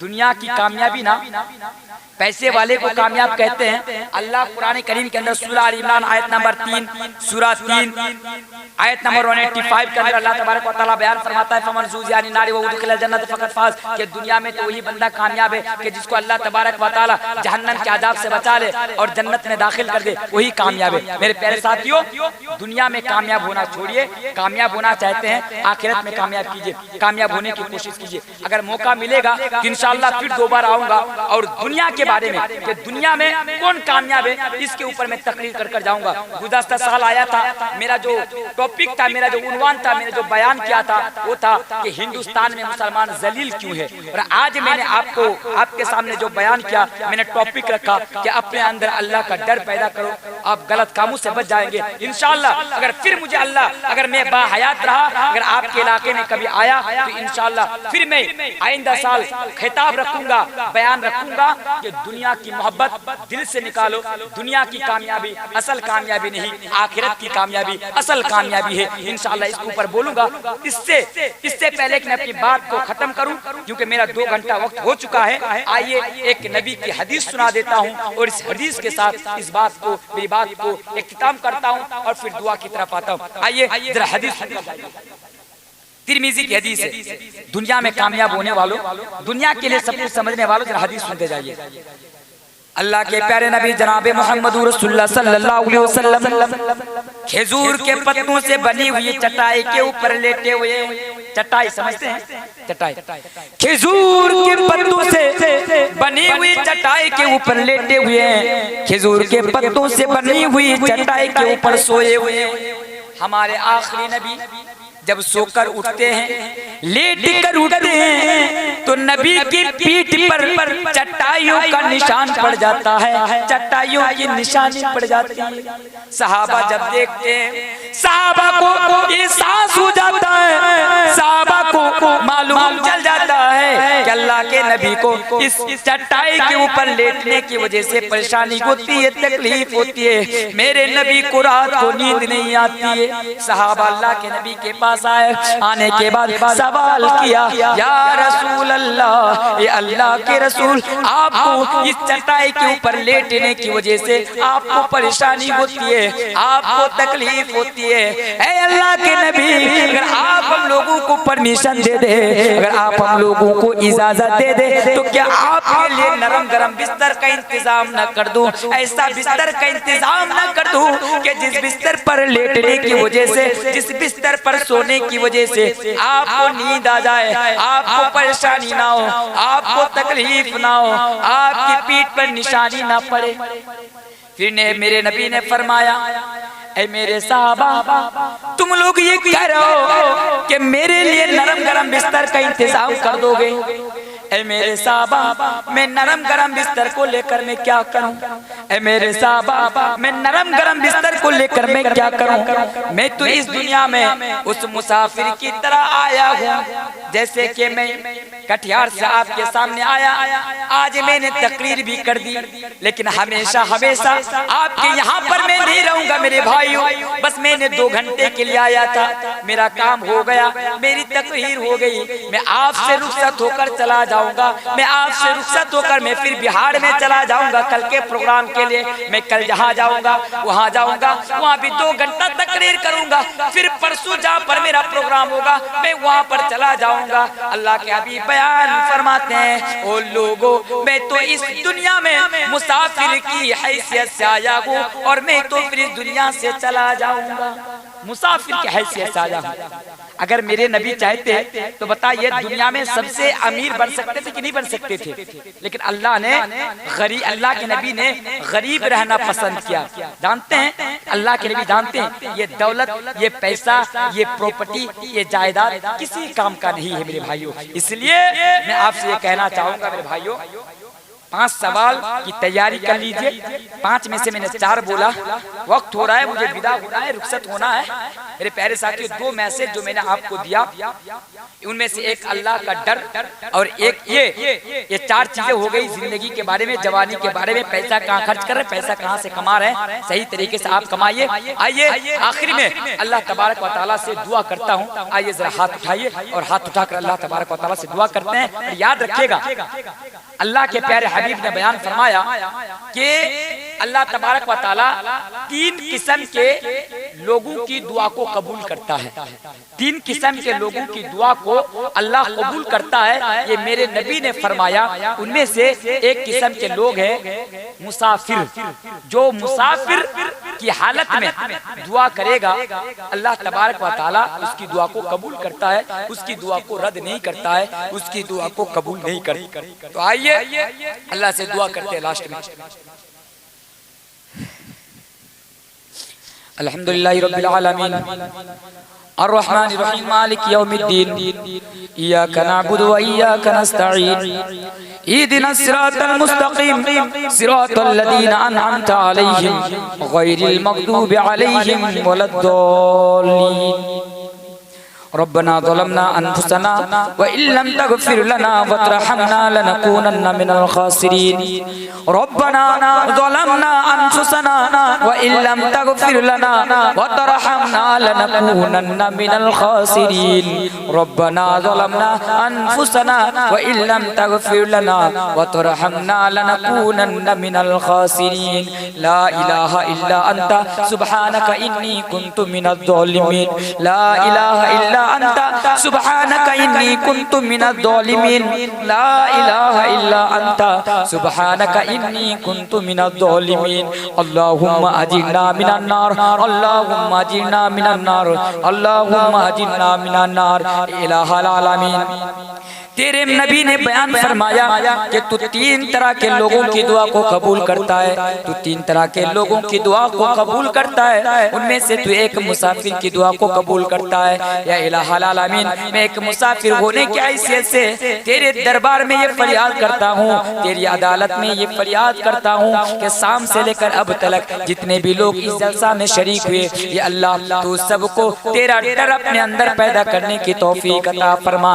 ये इलाहुल आलमीन, तो तमाम मुसलमानों को उस रास्ते पर जिंदगी गुजारने की तौफीक अता फरमा जिस रास्ते पर चलने की वजह से दुनिया में भी हमारे लिए बेहतरी हो और आखिरत में भी हमारे लिए बेहतरी हो। ये इलाहुल आलमीन, हम रात के 2 बजे, रात के 3 बजे हम तमाम के तमाम लोग खताकार हैं, हम तमाम के तमाम लोग गुनाहगार हैं। ये अल्लाह तुझसे ये उम्मीदें रखते हैं कि तू ही अर्रहमान है, तू ही रहीम है, तू ही गफूर है, तू ही माफ करने वाला है, तू ही देने वाला है। इसलिए अल्लाह तेरी अदालत में हम सब मिलकर फरियाद करते हैं कि अल्लाह हमारे इलाके में जितने भी लोग बीमार हैं, बीमारी की हालत में, ये अल्लाह तू सबको शिफाए कामिला वाजिला अता फरमा। ये इलाहुल आलमीन, अगर हम में से किसी का माँ बाप अगर दुनिया छोड़कर कब्र में चले गए, ये अल्लाह हम तुझसे फरियाद करते हैं, तुझसे दुआ करते हैं कि उन तमाम के तमाम को कब्र के अज़ाब से बचा ले और जन्नतुल फिरदौस में आला मकाम अता फरमा। इलाहुल आलमीन, रात के 3 बजे तुझसे दुआ करते हैं कि हमारे गांव में कितने लोग थे जो आज दुनिया में नहीं है, जो आज कब्र में है, ये अल्लाह तू सबको कब्र के अज़ाब से बचा ले और जन्नतुल फिरदौस में जगह कर दे। इलाहुल आलमीन, तुझसे ये भी फरियाद करता हूँ कि रोजमर्रा की जिंदगी में हम अपने अपने रोजमर्रा की जिंदगी में ना जाने अनजाने में आज हमसे खताएं हुई है, हमसे भूल चूक हुई है, ये अल्लाह तू हम सब के गुनाहों को माफ फरमा दे। ये अल्लाह तू हम सब की खताओं को माफ फरमा दे। इलाहुल आलमीन, हम रात के 3 बजे तुझसे फरियाद करते हैं, हम रात के 3 बजे तुझसे दुआ करते हैं। ये इलाहुल आलमीन, कि आज हमारे भारत के अंदर जो मुसलमान है आज जो जुल्म सितम के शिकार है, ये अल्लाह आज हमारे ऊपर जालिम बादशाह मुसल्लत है, ये अल्लाह आज हमारे ऊपर जालिम बादशाह मुसल्लत है। आज मुसलमानों के ऊपर तरह तरह के जुल्म किए जा रहे हैं। ये अल्लाह तू तमाम के तमाम मुसलमानों की हिफाजत अता फरमा। ये अल्लाह तू तमाम के तमाम मुसलमानों की हिफाजत अता फरमा। ये अल्लाह आज ना जाने कितने मुसलमान बेकसूर होकर भी आज सलाखों के अंदर बंधे, ये अल्लाह तुम तमाम के तमाम की हिफाजत अता फरमा। ये अल्लाह तुझसे फरियाद करता हूँ, तुझसे दुआ करता हूँ कि हिंदुस्तानी मुसलमानों को अमन सुकून के साथ जिंदगी गुजारने की तौफीक अता फरमा। ये इलाहुल आलमीन, तो हमारे भारत की हिफाजत अता फरमा। ये इलाहुल आलमीन, तो हमारे हिंदुस्तान की हिफाजत अता फरमा। ये इलाहुल आलमीन, तो हमारे भारत के अंदर आज कुछ लोग हैं जो हिंदू मुसलमानों को बांटने की कोशिश करते हैं, हिंदू मुसलमानों को एक दूसरे के दुश्मन बनाने की कोशिश करते हैं। इलाहुल आलमीन, रात के 3 बजे तुझसे फरियाद करते हैं, तुझसे दुआ करते हैं और जानते हैं कि तू ही कबूल करने वाला है, तू ही देने वाला है, क्योंकि तेरी मर्जी के बगैर कुछ होने वाला नहीं है। या अल्लाह, तू हिंदुस्तान के तमाम मुसलमानों को और तमाम के तमाम हमारे हिंदू भाइयों को, सिखों को, ईसाइयों को तू कंधे पे कंधा रखकर, बाजू से बाजू मिलाकर, हाथ से हाथ रखकर तू अपनी जिंदगी गुजारने की तौफीक अता फरमा। ये इलाहुल आलमीन, तू हिंदू और मुसलमानों के दरमियान भाईचारा कायम कर दे। ये इलाहुल आलमीन, तुझसे ये भी दुआ करता हूँ कि इलाहुल आलमीन, तू तमाम मुसलमानों को आपस में भाई भाई बनने की तौफीक अता फरमा। इलाहुल आलमीन, आज हम मुसलमान आपस में मसलक लेकर लड़ रहे, आपस में फिरका लेकर लड़ रहे। ये अल्लाह, तू तमाम के तमाम कलमा गो मुसलमानों को, तू तमाम के तमाम ईमान वाले मुसलमानों को एक प्लेटफार्म पर जमा कर दे। ये इलाहुल आलमीन, तू तमाम मुसलमानों को आपस में भाई भाई बनने की तौफीक अता फरमा। ये इलाहुल आलमीन, तुझसे दुआ करता हूँ इलाहुल आलमीन, हम मुसलमानों को एक दूसरे का खैर का और मददगार बना दे। इलाहुल आलमीन, हम आपस में एक दूसरे की मदद करने वाला बना दे। इलाहुल आलमीन, तुझसे दुआ करता हूँ कि हम सबों को बड़ों की इज्जत करने का यानी इज्जत करने की तौफीक अता फरमा और छोटों तुझसे मोहब्बत करने की तौफीक अता फरमा। ए अल्लाह तू हम तमाम मुसलमानों को तेरे हबीब से मोहब्बत करने की और तेरे रसूल के नक्शो कदम पर चलने की तू तौफीक अता फरमा। ए अल्लाह क्या क्या मांगू और तुझसे क्या मांगू, अगर तू देने पे आ जाए तो हम मांग कर भी लेकर भी खत्म नहीं कर सकते। या अल्लाह क्या क्या मांगू, या अल्लाह हम तुझसे फरियाद करते हैं तो हम तमाम मुसलमानों को वो तमाम चीजें अता कर दे जो हमारे दुनिया में भी हमारे लिए फायदामंद हो और आखिरत में भी हमारे लिए फायदामंद हो। अल्लाहुम्मा सल्ली अला मुहम्मद व अला आलि मुहम्मद कमा सल्लैता अला इब्राहीम व अला आलि इब्राहीम इन्नका हमीदुम मजीद। अल्लाहुम्मा बारिक अला मुहम्मद व अला आलि मुहम्मद कमा बारकता अला इब्राहीम व अला आलि इब्राहीम इन्नका हमीदुम मजीद। सुब्हाना रब्बिका रब्बिल इज्जति अम्मा यसिफून व सलामुन अलल मुरसलीन। आमीन या रब्बल आलमीन। मेरे भाइयों, जाते जाते मौत की क्या गारंटी है, सुनिए, अभी खत्म नहीं किया हूं मैं। मेरे भाइयों, मौत की कोई गारंटी नहीं है। आज मैं आपके सामने जिंदा हूँ, कल नहीं भी रह सकता हूँ, इसलिए जाते जाते मैं कभी उर्दू गजल नहीं बोलता। आज मैं विदा होने के लिए एक विदाई